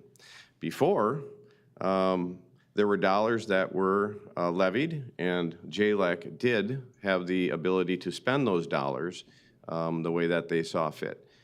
With its new makeup, that is now that authority is now with the county board. And so JLEC can talk about any project they want. They can vote on any project they want. If they get a supermajority agreement on their membership, then it comes to the county board for final vote. Because we are the entity that does have the authority over levying. And so that's the makeup. And then the most ridiculous comment of all, taxation without representation, is an absolute absurd concept on what is going on here. All the people involved with voting are elected officials representing residents that live in Anoka County. The fact that that is taxation without representation is absurd. Commissioner Schulte. Mr. Chair, yeah, just one quick clarification for Commissioner Reinert. This is exactly the same as the old legislation. We did levy, the county board, or excuse me, the JLEC came up with the idea, we need a public safety data system. And it's gonna be $8 million plus. Will the county board levy for that? The county board went to the legislature, got it approved, levied the dollars for JLEC to build the public safety data system. They didn't have a pot of money to spend. They had already had the project picked, so it'll work the exact same way. There's no change. Okay, so then I guess the change is more, and I understand that, I guess the county board would have had to do that, but it was a one project, 10-year project, and so then by year, there was $1.75 million out of that $8 million over a 10-year period that then they could spend the way they saw, the way that they wanted to get that job done. But they did vote annually on how to spend the $1.75 million, did they not? Mr. Chair, for clarity, no. No, the county board authorized the legislature, or the county board asked the legislature to allow us to levy. We chose to front the money out of asset preservation and other places to build the system. And then we used 1.75 million in levy to pay ourselves back over time. Okay. I stand corrected every once in a while. Commissioner Gamache. Thank you, Mr. Chair. I sat on JLEC for a number of years as mayor of Andover, and it was an honor to sit on that group. And it was because the sheriff at the time, Sheriff Anderson, decided that the largest city that he had in his representation should have a seat on there. So I was happy to be on there. But one of the things that we always, while I had a vote, one of the things that we always discussed with the sheriff every time a contract came up, and it was yearly for all the cities, was that, how are things going? What exactly are you looking at as the sheriff's department? And every city has an opportunity at that point in time to make a big decision. Do you want to have your own police force? Do you want to continue with the sheriff? And do you want to pay the amount that the sheriff says? So you can always cut that back. You can always say, we don't want this much coverage. And that was always an ability in the negotiations with the sheriff's office. So I've never had any issues with that, and I always felt that the sheriff represented the cities, at least the city of Andover, for which I could speak from, very well. We were always in good contact with all of the members of the sheriff's office that were working within our city, and we always had a good rapport with the sheriff. So that was always something that made me feel that I was being represented, both on JLEC in our own regards, but also just from what the sheriff would talk to us about. And give us the ideas as to what he was working on. Now, some have talked about the sunsetting of, that this bill was meant to be sunsetted. I believe there was also something to the effect that we wanted it, back then we wanted a 20-year, and the legislature stepped up and said, no, we're only going to give you 10. And I believe it was led by a small group, and then they got it through the legislature at the time so that we didn't get the 20 years that we wanted. So now we're actually asking for, and as Commissioner Reinert just indicated, please correct me if I'm wrong, we're just asking for another 10 years onto this. Now, what JLEC has already informed us, and I know Chief Swanson mentioned this at the discussion that we had at the meeting, was that we don't have anything voted on. We have some ideas out there, and Commissioner Jepson said the same thing. But we don't have anything that we voted on, and we haven't moved forward on anything. And I think there's some discussion that needs to be done within JLEC, both to the cities and that they represent, and probably their own police forces and the sheriff's department and all that represented by the sheriff, but also the county board, so that we understand exactly all of the projects that might be coming up. And I look forward to that. But that's another part of this, is that we're also representing our communities. We have a vote. We have 2 votes on JLEC, and then along with the sheriffs and the county attorney. So we have some representation right there. And so that's why I'm going to support this moving forward. If something happens and the legislature decides, well, here's what you promised us 10 years ago, and now you're going against that, they can vote it down. And then we come back in 2024, with JLEC probably come back in 2024 with a new bill, and then we start over again. But it does work, it probably works better in these situations to continue just expanding on what we already have for another 10 years. And the legislature might be more open to that, and that's why I believe JLEC is moving forward with that exact proposal. So I am in support of moving forward with this motion today. Commissioner Meisner. Thank you, Mr. Chair. And yeah, I just want to again communicate. So the fact that we are extending this public safety levy, it doesn't mean that it will always be utilized per se. Again, that's up to JLEC and that the projects that they get behind, but it is allowing the funding ability and mechanism for them to do that.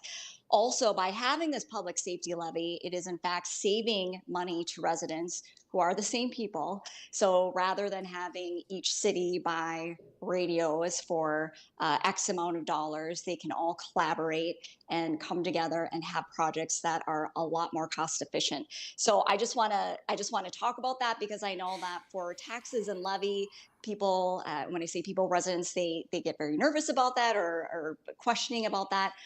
This one is in fact saving residents money though by having this in place. And again, this is a tool in their toolbox. So this is not necessarily going to be used every year. Again, this is going to be led by JLEC, and then the county as this board will hopefully be supporting that as projects come up. Thank you. Commissioner Schulte. Mr. Chair, just for the public's edification, make sure they understand, this will pass on a 4-2 vote. It doesn't mean we're going to levy dollars. It means we're going to ask the legislature to extend the law that gives the county board the right to levy dollars for public safety under a separate line item on your tax form. That's all it means. So just to clarify that and to help us get us to a vote quicker, just wanted to throw that out there, Mr. Chair. Thank you. Well, I think it's important to get to a vote. Certainly, we will get to a vote, but I think all this information has to be out there and people have their say on the matter. You know, I appreciate Commissioner Gamash's bringing up the fact that we initially asked for a 20-year and it was trimmed down to a 10-year with a sunset. I mean, nothing spells intent more than that. They wanted a sunset. They trimmed you to 10 years. It's supposed to sunset. We're going in asking for an extension. I mean, I just think that's the most terrible position to argue from, to say, yeah, we agreed to that, but now we don't agree to that because things changed, Commissioner Meisner. Well, things haven't changed, because the fact is that there are no projects here. Time is not of the essence on this. It is not critical that this be passed in this election cycle because the time is getting late in the cycle. We don't even have a project to tell the legislature, hey, we're building this super important public safety measure, and without your help, we can't get it done and people will be put in harm's way. We can't even make that argument yet. And yet time is somewhat being proposed as of the essence. It isn't of the essence. We talk about political, that it's turned political. I find it no greater politics will come into this than when JLEC passes something on a supermajority and this county board sits there and says, we don't like it, we're not voting for it. That's going to be politics like you've never seen before. So if you want a ringside seat for politics, you got one if this passes in this regard. So I look at this and I say that you know, I think I think our expectation, certainly for our law enforcement, certainly for those at this table here, is to be absolutely, without question, to have the highest degree of ethics that we can. And if we agreed to something in the past, and we're not agreeing to it anymore, we don't get that luxury. We don't get that luxury because we agreed to those terms so that it would pass.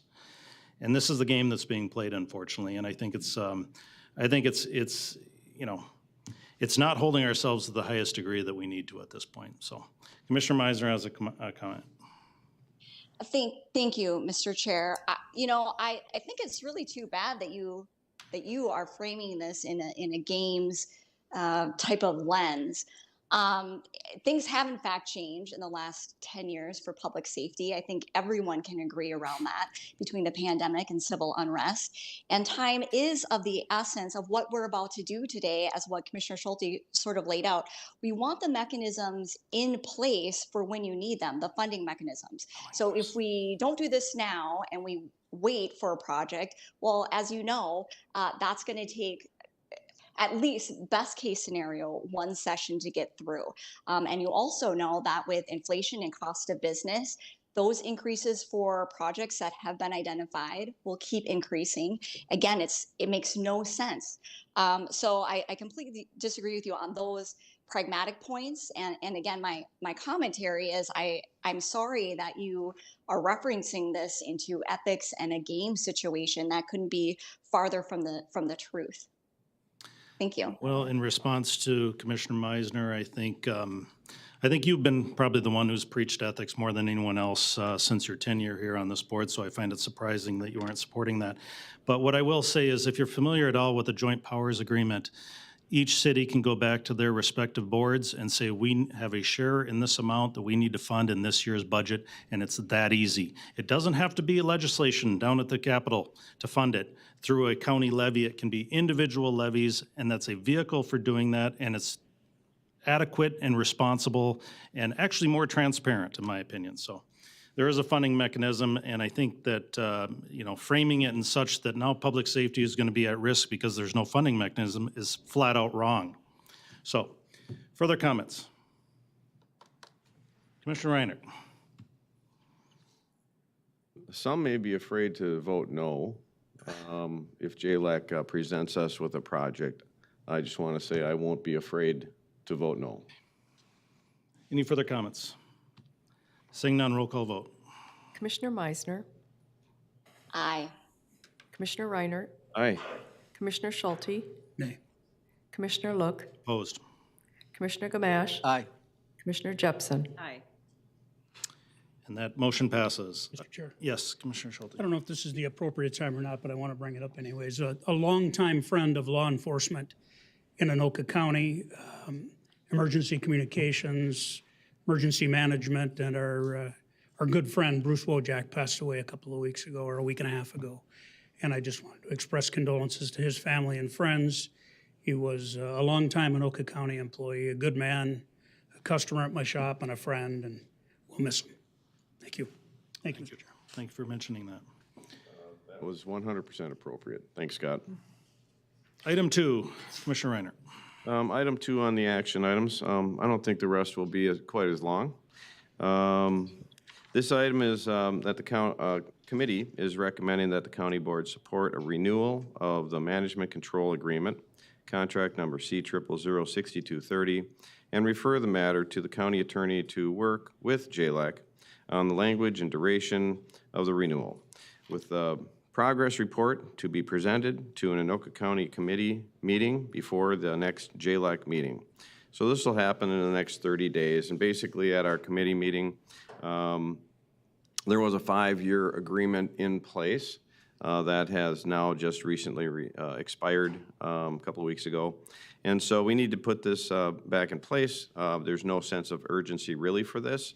But what we did is we just, this is basically to give our county attorney, the green light to go and negotiate this and get it done and bring it to us for then ratification. I'll move approval, Mr. Chair. Is the motion approved? Is there a second? Second. Second. Motion by Commissioner Schulte, second by Commissioner Jepson. Discussion? Seeing none, roll call vote. Commissioner Reinert, Aye. Commissioner Schulte, Aye. Commissioner Look, Aye. Commissioner Gamache, Aye. Commissioner Jepson, Aye. Commissioner Meisner. Aye. That motion passes. Item 3.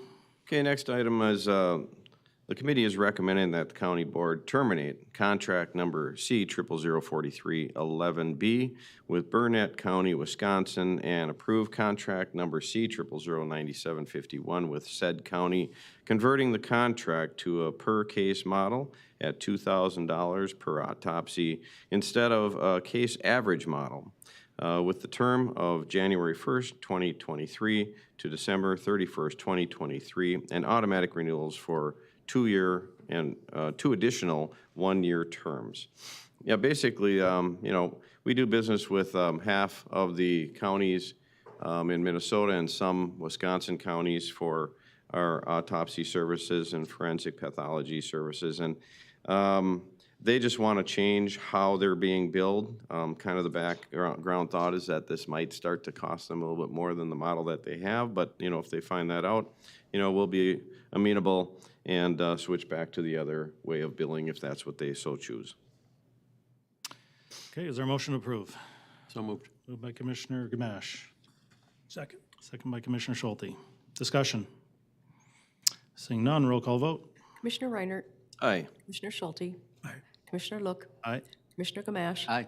Commissioner Jepson, Aye. Commissioner Meisner. Aye. That motion passes unanimously. Item 4. Okay, last but not least, and certainly not least, the committee recommends the county board support a legislative fix requiring Veterans Affairs, the VA doctors, to sign certain death certificates within 72 hours or be penalized. And so the background on this is, I just mentioned the amount of forensic pathology and coroner's services that we provide, to half the state of Minnesota and part of Wisconsin. And somewhere along the line, they ended up with a policy that if the person in their care did not see their primary doctor at the VA within 120 days, they wouldn't sign the death certificate. Well, that spins into a whole process with our coroner's office, then having to locate all the medical records and then redetermine the cause of death. Meanwhile, you've got a military family that's not able to bury grandpa. And so really this is an action to help military families, and it also our coroner's office as well. But you have a lot of families, with deceased veterans that, and it's, like 6 weeks they have to wait. They can't make funeral arrangements. And so kind of a big thing. We've recently did some lobbying, not only with our local Minnesota legislators, but also on the federal level in DC on this topic. And there was a lot of interest in getting this resolved. All we're really asking for is the administrative legislation that can be, tacked to some other VA bill that, should be an easy fix, hopefully.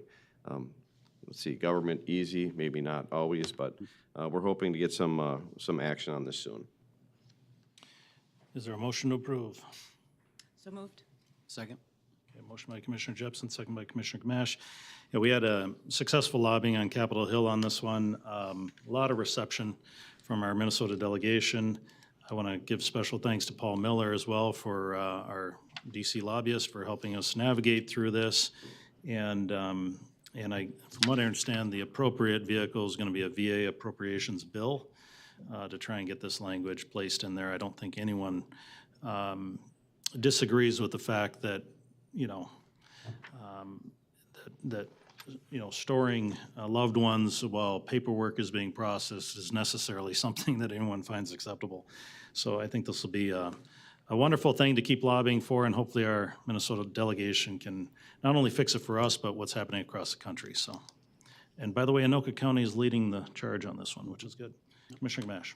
Thank you, Mr. Chair. Yes, and we are also at, Paul Miller, our lobbyist, had the idea of adding something to our website, either on the VA website or the medical examiner's website, probably links back and forth, to seek out people who are having issues and want to respond to it. So we are working on that, getting that set up with the medical examiner, sat down with our team after our meeting last week, and so we should be seeing something on the website soon that will gather information just so that we can have it for our legislators and senators and letting them know, here's what people are saying, here's how many people are affected. Beyond having to store people for a period until they can get the death certificate signed and everything gets taken care of, all your benefits are wrapped up. Even if you have a power of attorney, in some cases, you can't close a checking account because you don't have a signed death certificate. So there's a number of things that get tied in with this.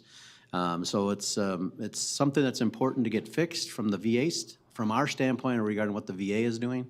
And we hope to see that in this session soon, maybe even on a rider, a VA rider bill that gets through and gets taken care of simply like that. Further discussion? Seeing none, roll call vote. Commissioner Schulte. Aye. Commissioner Look. Aye. Commissioner Gamache. Aye. Commissioner Jepson. Aye. Commissioner Meisner. Aye. Commissioner Reinert. Aye. And that motion passes. And that completes my report. The rest of my items are informational. Back to you, Mr. Chair. Thank you, Commissioner Reinhardt. Moving on to the Parks Committee report, Commissioner Gamache. Thank you, Mr. Chair. The Parks Committee met on Tuesday, February 7th at the Rydell Farmhouse in Riverfront Regional Park, and we have 2 action items for you today. Committee recommended to the County Board to approve purchase of service agreement with the Conservation Corps Minnesota not to exceed $150,000 to assist with natural resource restoration and park maintenance related projects in Anoka County Park System. That's contract number C000975. We have been working now over the last 11 years with the Conservation Corps Minnesota, and it has been a great working relationship. They provide people to help us, and it's been really great over the years, and even to the point of some of the people that have worked through Conservation Corps with us have come to work for us in some regards. So it's been a great program. We should continue it. It's $150,000 is the total contract, but it's not to exceed that amount. I think last year, due to some staffing issues with what they had, they were not able to give us as many people for as long a period of time, but we're hoping that things will be maybe more back to normal this year. But they're very helpful in everything that we do at the parks, especially with the high volume that we have and how much park maintenance and natural resources projects that we have going on. So Jeff Perry is here to answer any questions if anybody has any. Otherwise, just want to get this moving forward again this year. Is there a motion to approve? So moved. Motion by Commissioner Meisner. Is there a second? Second. Second by Commissioner Reinhardt. Discussion. Hopefully they allow like mini excavators, because it looks like the work they're doing in that picture is backbreaking. But whatever. Okay, if there's no further discussion, roll call vote. Commissioner Look. Aye. Commissioner Gamache. Aye. Commissioner Jepson. Aye. Commissioner Meisner. Aye. Commissioner Reinert. Aye. Commissioner Schulte. That motion passes unanimously. Item 2. Item 2, Mr. Chair, is the committee recommends the county board to authorize resolution 2023 PRK02, supporting a funding application to the Minnesota Department of Natural Resources for the Rum River South Playground. We are looking at this application. If it's successful, we'll be matching the county will be matching the $100,000 with funds from County Parks Capital Improvement Budget for 2023. As part of the application process, the county is required to submit a resolution of support for the application and the project, and that's what we'll be voting on today. Jeff, did you want to just quickly give them an update as to what we're looking at here? Certainly. Good morning, Mr. Chairman, members of the board. My name is Jeff Perry, Park Director for Anoka County. And the picture you see on the illustration is the playground at Rum River South County Park, right out here on the Rum River in the city of Anoka. It's approximately 25 years old. We're having a hard time getting parts. It's becoming unsafe, and this is a very attractive opportunity to secure $100,000, half the project cost from the state of Minnesota through the Outdoor Rec Grant Program. And our objective with a total of $200,000 is to rebuild and replace that structure with a more inclusive, adaptable structure that will better serve the public. So we stand ready to submit our application upon your approval, and we're very hopeful that we'll be successful in this application. Thanks, Jeff. Is there a motion to approve? Or to authorize a resolution, my apologies. Okay, I'll move it. Okay, the resolution's been authorized by Commissioner Gamache. Is discussion? Seeing no discussion, roll call vote. Commissioner Reinert, Aye. Commissioner Schulte, Commissioner Look, Aye. Commissioner Gamache, Aye. Commissioner Jepson, Aye. Commissioner Meisner. Aye. That resolution's been approved unanimously. And the rest of the items on the report are additional or informational items only. We talked a little bit about the oak wilt and the emerald ash borer issues, the abatement operations that are going on. That's continuing. And we did have some discussion about upcoming park projects that we're going to be seeing. So nothing much more than that, Mr. Chair. I'll turn it back to you. Okay, thank you, Commissioner Gamache, for that report. We'll move on to item number 8, which is consider approving contract C000979 employment agreement with Lacey Greninger beginning February 28, 2023, and appointing her as the personal secretary to the Anoka County Attorney. Mr. Chair. Yes. Chair Look and members of the county board, this is a wonderful opportunity that our office has to take advantage of part of the personnel rules, which provides for what is called in the personnel rules a personal secretary, but for all intents and purposes, as the contract is designed, is going to be an executive administrative assistant for the county attorney, the office manager for the county attorney's office, the chief deputy county attorney, and our public information officer for a wonderful person who has agreed to join us from courts and court administration, where she essentially ran the specialty courts in Anoka County, to join our office and to provide support for all of us. I think my advice in the future to our office is to perhaps rename this position as not a personal secretary to the county attorney, because that's not what it is, but to an executive administrative assistant for the leadership team in the county attorney's office. And with that explanation, I would ask that you pass this contract. Thank you. I'll move approval, Mr. Chair. There's a motion by Commissioner Schulte, Second. second by Commissioner Jepson. Discussion. Commissioner Meisner.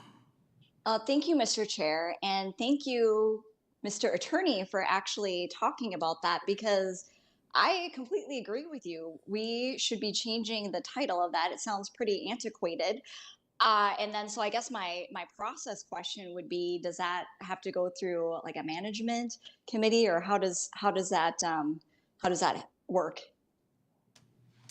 Commissioner Meisner, that's something that we can change in the personnel rules, kind of in the ordinary course. And so we'll make that recommendation, and we'll keep it in the contract because the contract was presented to this employee, but it sets forth the duties that are there. And for all intents and purposes moving forward, she will be known as a senior executive assistant or legal assistant to the leadership team in the county attorney's office. Commissioner Meisner. Thank you. Just follow-up comments on that. So thank you. And I'm just voicing this, like, let's actually keep moving forward with that. And I only say that because with our wage corrections, and we did all this work to kind of update and modernize our titles and job descriptions. And this kind of thing is super easy to just let slip through the cracks. So I just want to voice that whatever we need to do, and it sounds pretty simple, let's actually do that in a reasonable time frame. Thank you. County Administrator.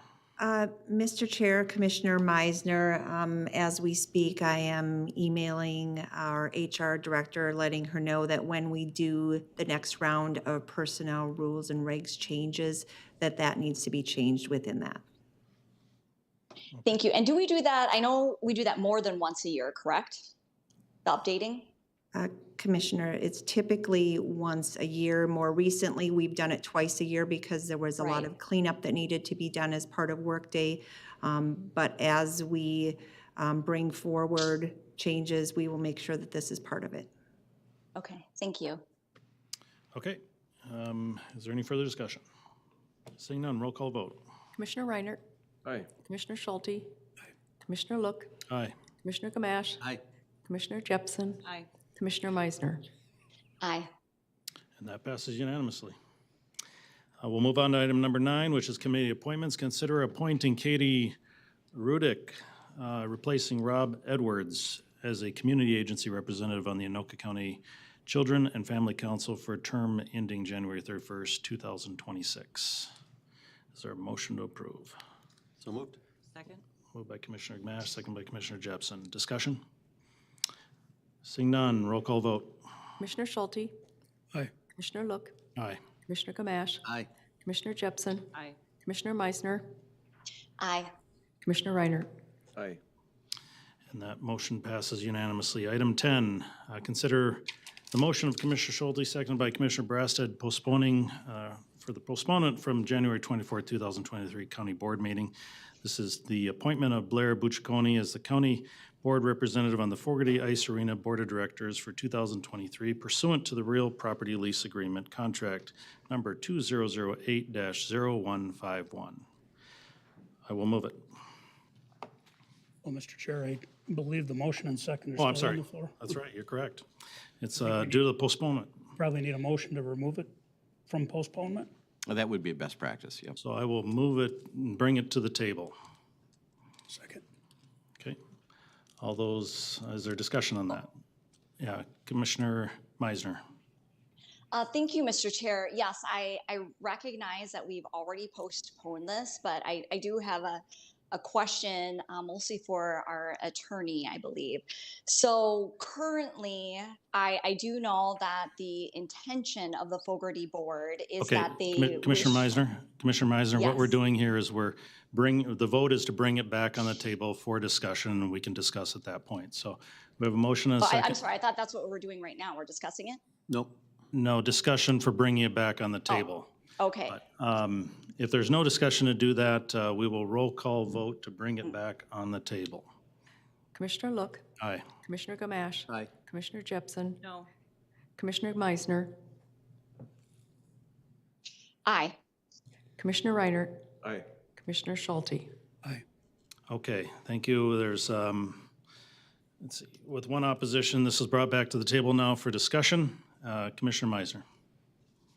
Thank you. So yeah, just continuing what I had started with the intention of the Fogarty Board to eliminate the county's involvement or the county's appointment for this position.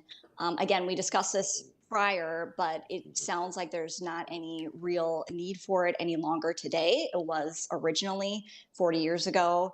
It made a lot of sense. It no longer does. So my question is, if we appoint today, then we still currently have jurisdiction if we were to do that.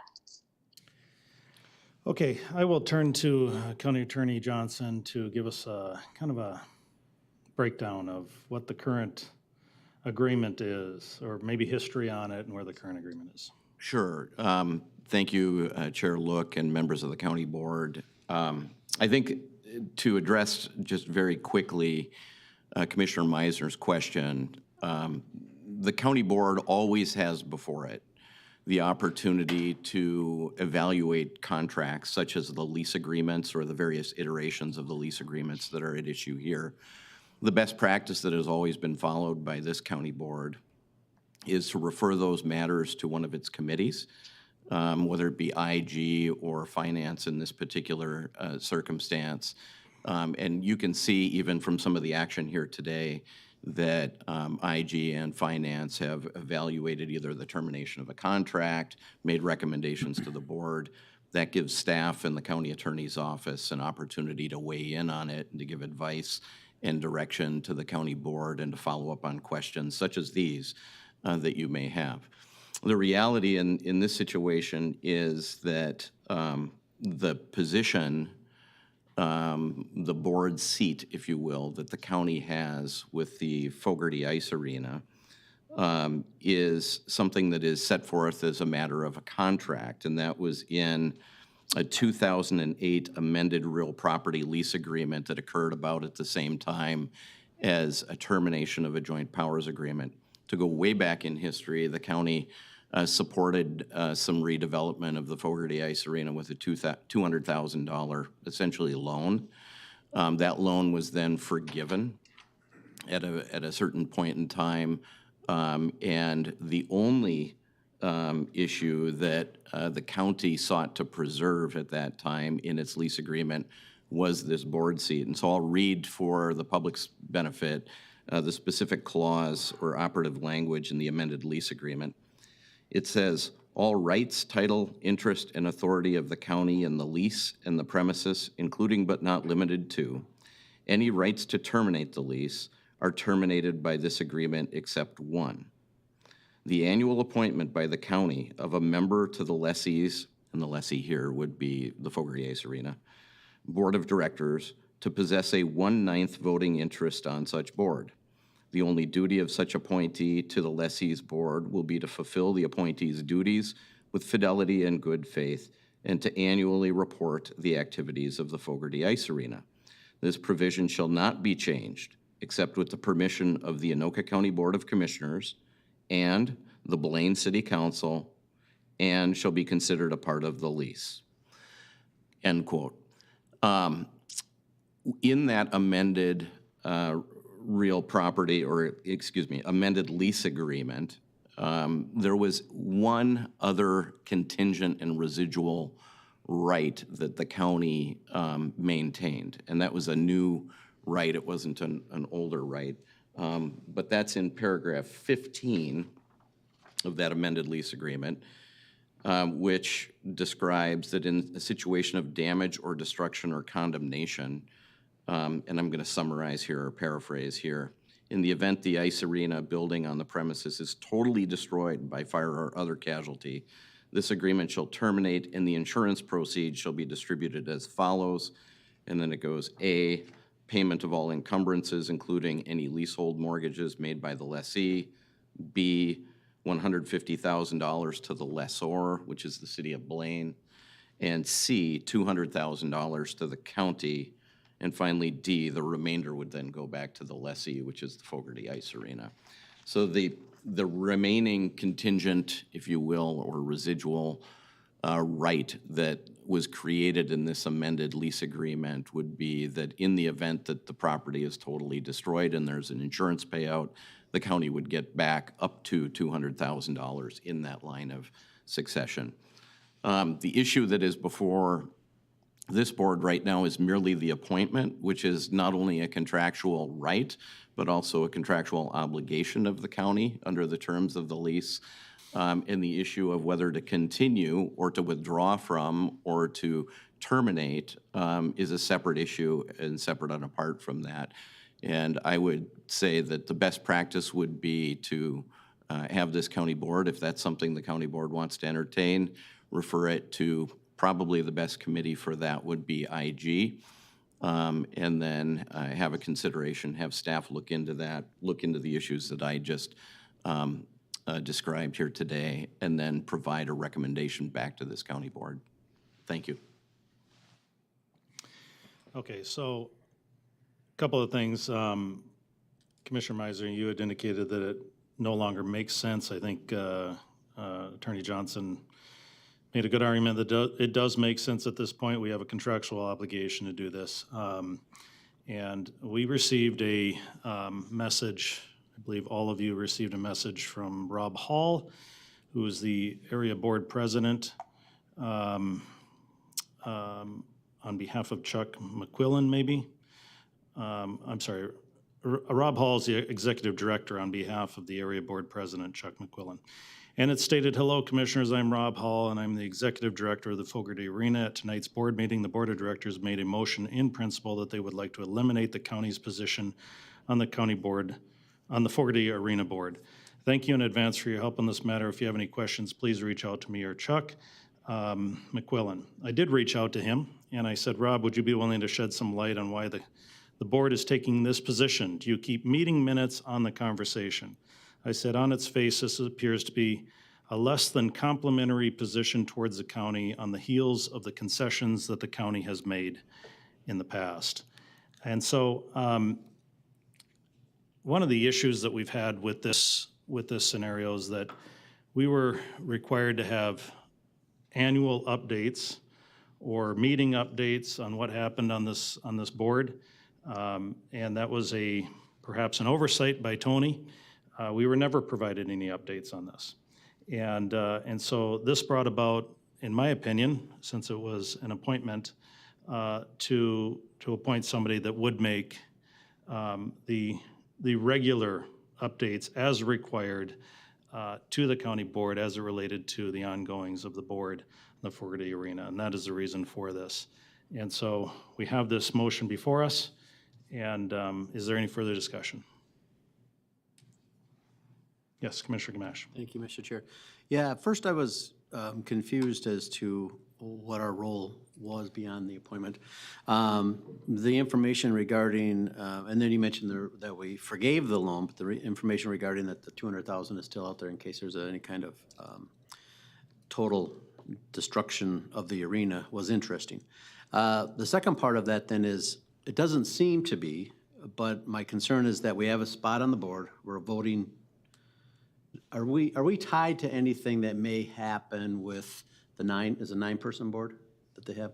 Yeah, it's a 9-person board. Okay, so, and we've heard this in other areas where associations, hockey associations, baseball associations get themselves in trouble because somebody is not performing correctly and absconding with money and that type of thing.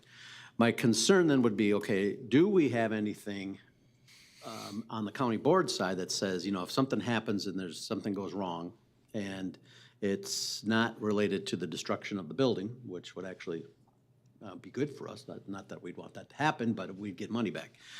Is there anything else that we have to worry about as sitting on this board? Because I don't really see a role for us anymore because the $200,000 was forgiven, but now you mentioned this part where there is kind of a role that we could actually get money paid back to us if it's total destruction. I think that's pretty much not going to happen, but it could happen.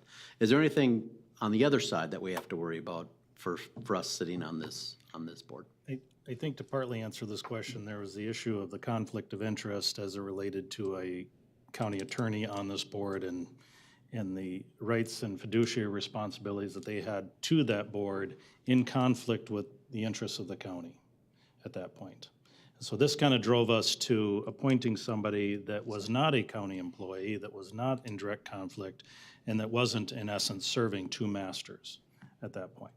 I don't know if there's, perhaps, Brad, you have other... Yeah, Mr. Chair and Commissioner Gamache, anybody who participates on a board of directors, especially in a nonprofit situation such as the one that exists here, owes an independent fiduciary duty to that organization and to that board. And so if your question is one that relates to liability, I mean, we haven't fully analyzed that, and I'd reserve the right to come back to you in either a confidential or privileged setting to give advice specifically on that.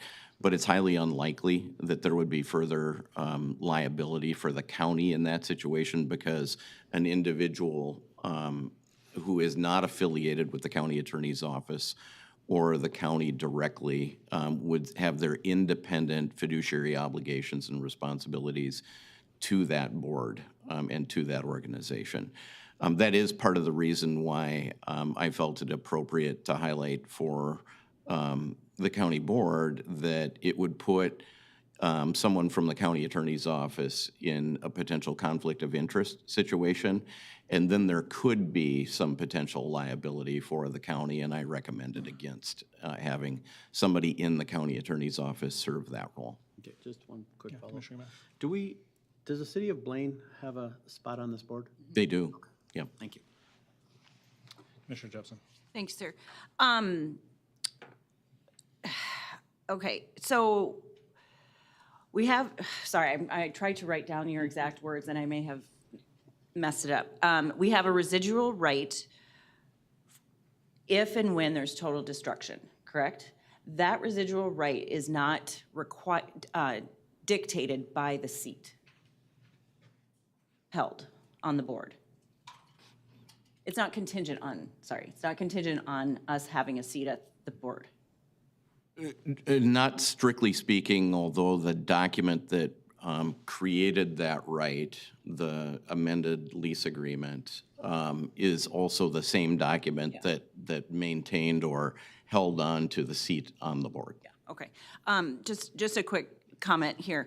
I'm really confused why we're even having this conversation. They don't want us on that board. There's no purpose for us to be on that board. There's, in my mind, correct me if I'm wrong, there's no value to that seat, to my understanding. I don't see how, other than the city of Blaine, other than people making decisions for Fogarty Arena, specifically the 501c3, I don't see the value of the county seat being on that board. In addition to the fact that they don't want us there and they are going to actively work towards removing us from that board. So why act on this motion and let's let cooler heads prevail and let's work through this conflict so that we can all productively move forward, whether it's removing us from that seat or collectively working towards an agreed upon appointment to that seat. Because right now, my understanding is either they don't want any appointed, Anoka County appointed seat, or they do not want the specific individual because from their perspective, correct me if I'm wrong, you would know best, he's a Coon Rapids city attorney. Is that correct? He's an assistant city attorney in the city of Coon Rapids, yes. Correct. Who also, the city of Coon Rapids has their own hockey arena. So I just, there's so many concerns with this that before we move forward and shoving this appointment in front of them, please, can we just figure this out? Mr. Chair. Commissioner Schulte? Mr. Chair, I just would point out that Blaine also has other hockey arenas, and yet they have an appointee on this board. I can tell you there are many boards across the country that would like to shed members, whether it's a government oversight, whether it's a county, whether it's a city, they like to shed members. So they have more control of a smaller group. It's not always a good thing. Having more oversight from larger powers sometimes makes really clear sense. I would say Anoka County has just as much right, both legally and logically, to be on that board as any member of the Blaine City Council. And I don't know how you could argue that any different. Agree to disagree.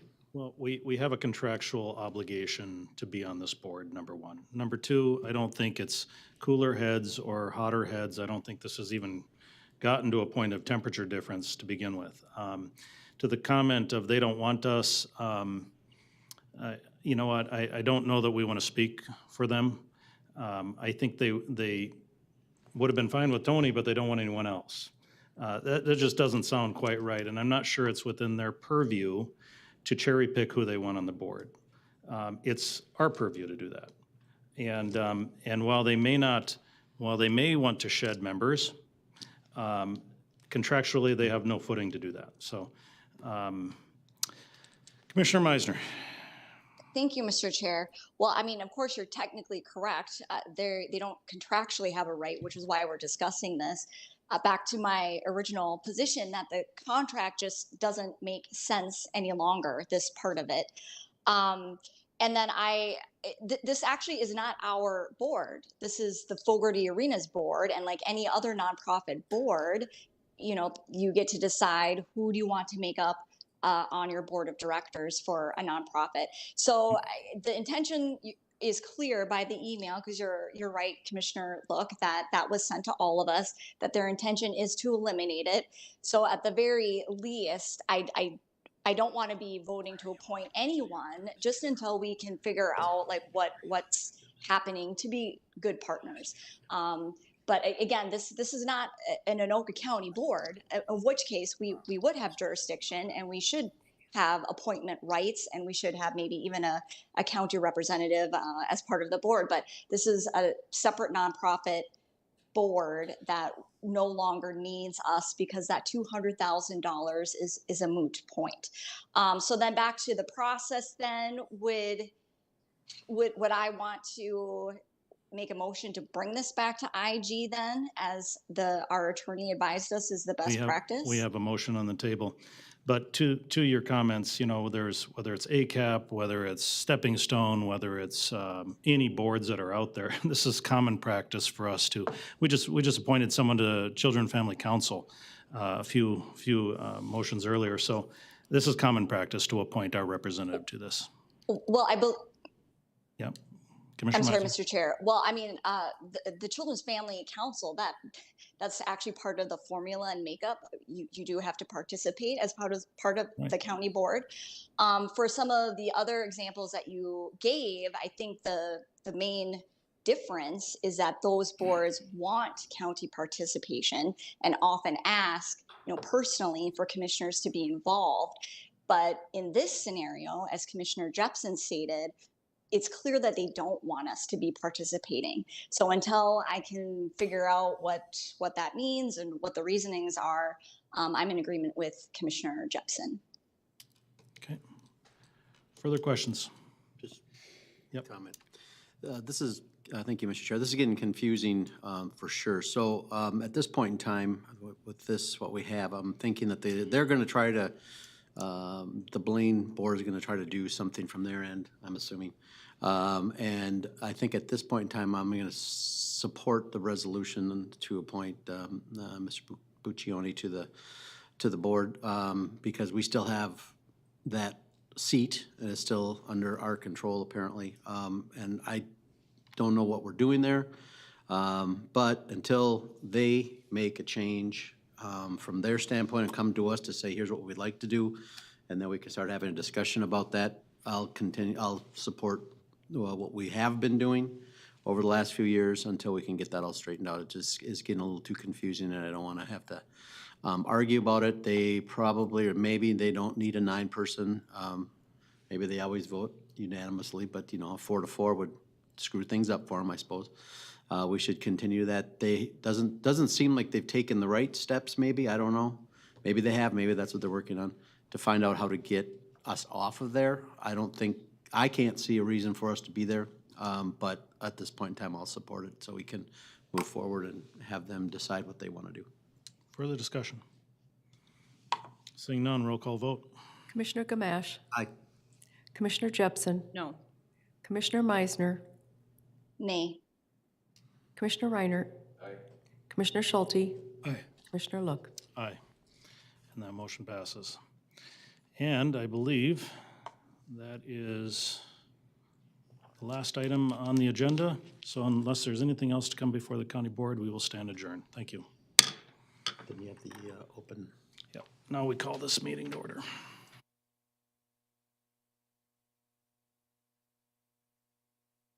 Yeah, Mike's on. Okay, now we'll call the public comment. People waiting patiently out there for this. So as they make their way in here,